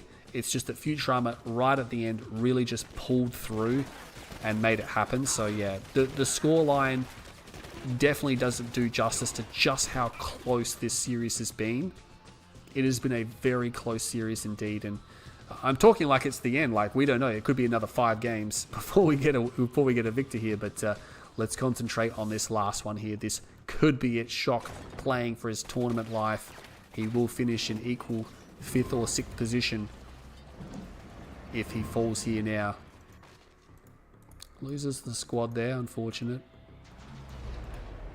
Actually, already moved his MCV. Oh no, for a second there I thought he'd moved his MCV a little bit, but he just, because he put his power plant there. A bit unusual since, again, it can be attacked from this structure, so over time, it'll take a long time, but eventually, if nothing's done about it, he'll actually kill the power plant. I like to usually put some of the buildings back here because they're a bit easier to defend and a bit harder for the opponent to see them, especially if the base is overrun. They might miss a building sitting down here at the bottom, so how often do you see a game where someone's lost their main base, but there's still like a power plant or 2 sitting at the back? Actually, is he? Oh my god, is he going to do a push?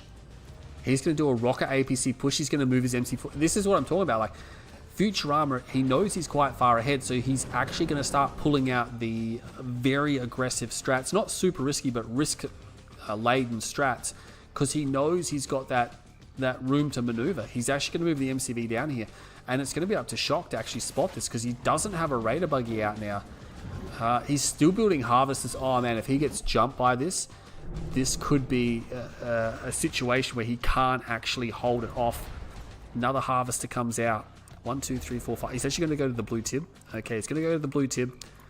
Maybe another harvester there. He's only got 3 APCs, 3 rocket PCs.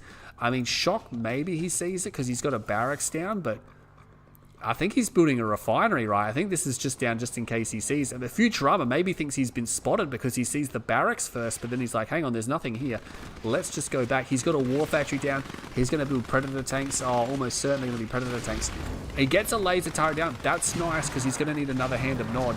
He should be able to build one after this ref. Oh, but that's not good. Power is low. Gets the power back up straight away.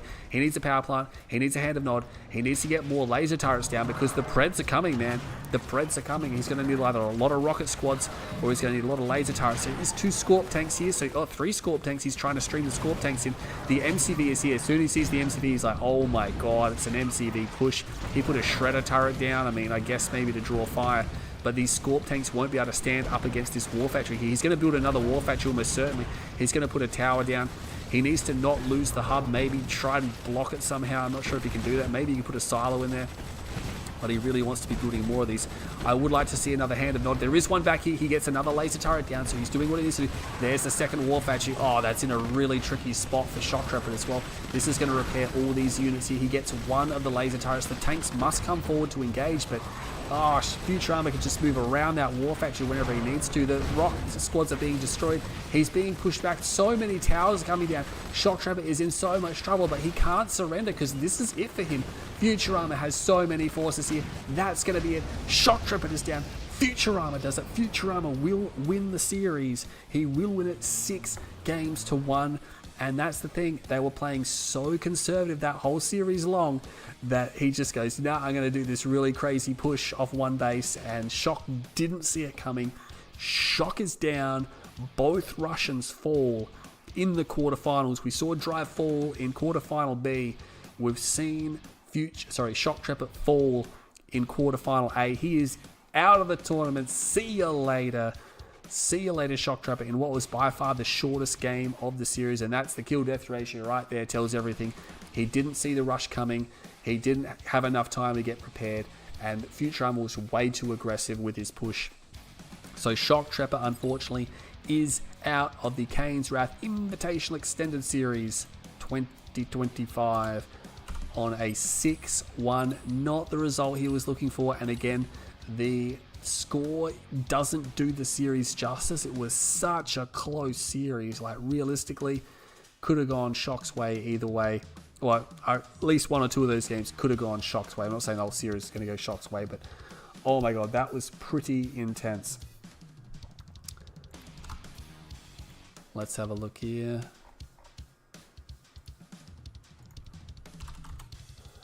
Okay.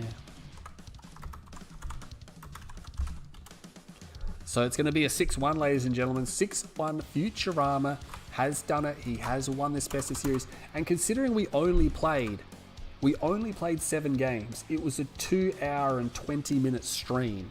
So it was it was a really long series, right? These guys really played it out to the very end of this series. Let's have a look here. Shoktrepet. Oops, spell his name right.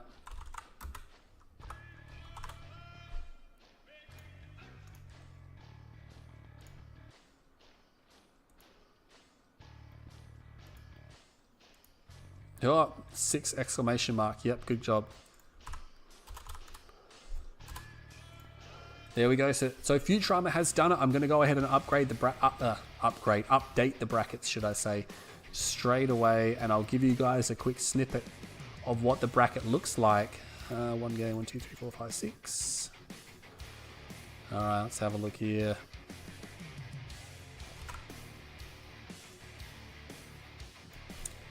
Save that.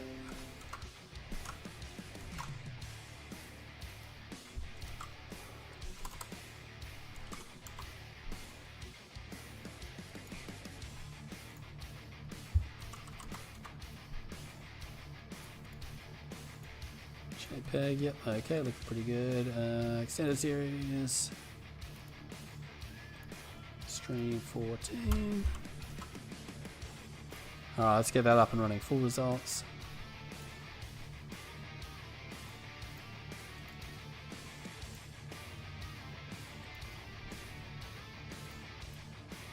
Get out of the way.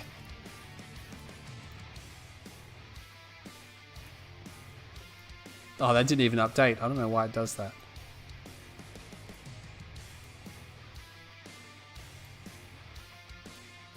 There we go. Oh, but you guys can't see anything.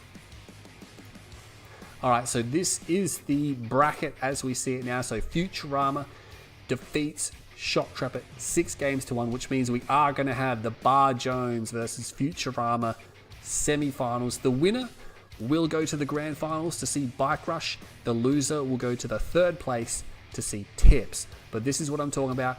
I was looking at the Futurama Bike Rush grand final.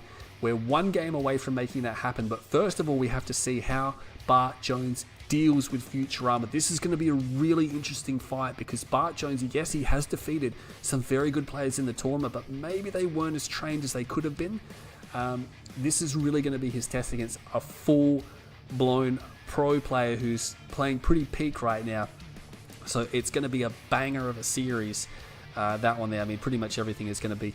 But yeah, who's going to make the grand final? I do not know. I think I would... Like, normally I'd just tip Futurama, but I just don't know what Bart Jones is going to... Like, how's he going to perform, right? How is he going to perform? I just don't know. He's the question here. Is he going to do well? Are we going to see a Bart Jones Tips 3rd place playoff? Bart Jones has not played Futurama in the tournament before because they're from different groups. And if Bart Jones ends up in 3rd, he will play Tips, who he's also never played in the tournament. So... the only 2 players who have played each other twice are Bike Rush and Tipsy. And then if Futurama makes it to the grand final, that will be the only other time we'll see the two players play each other more than once.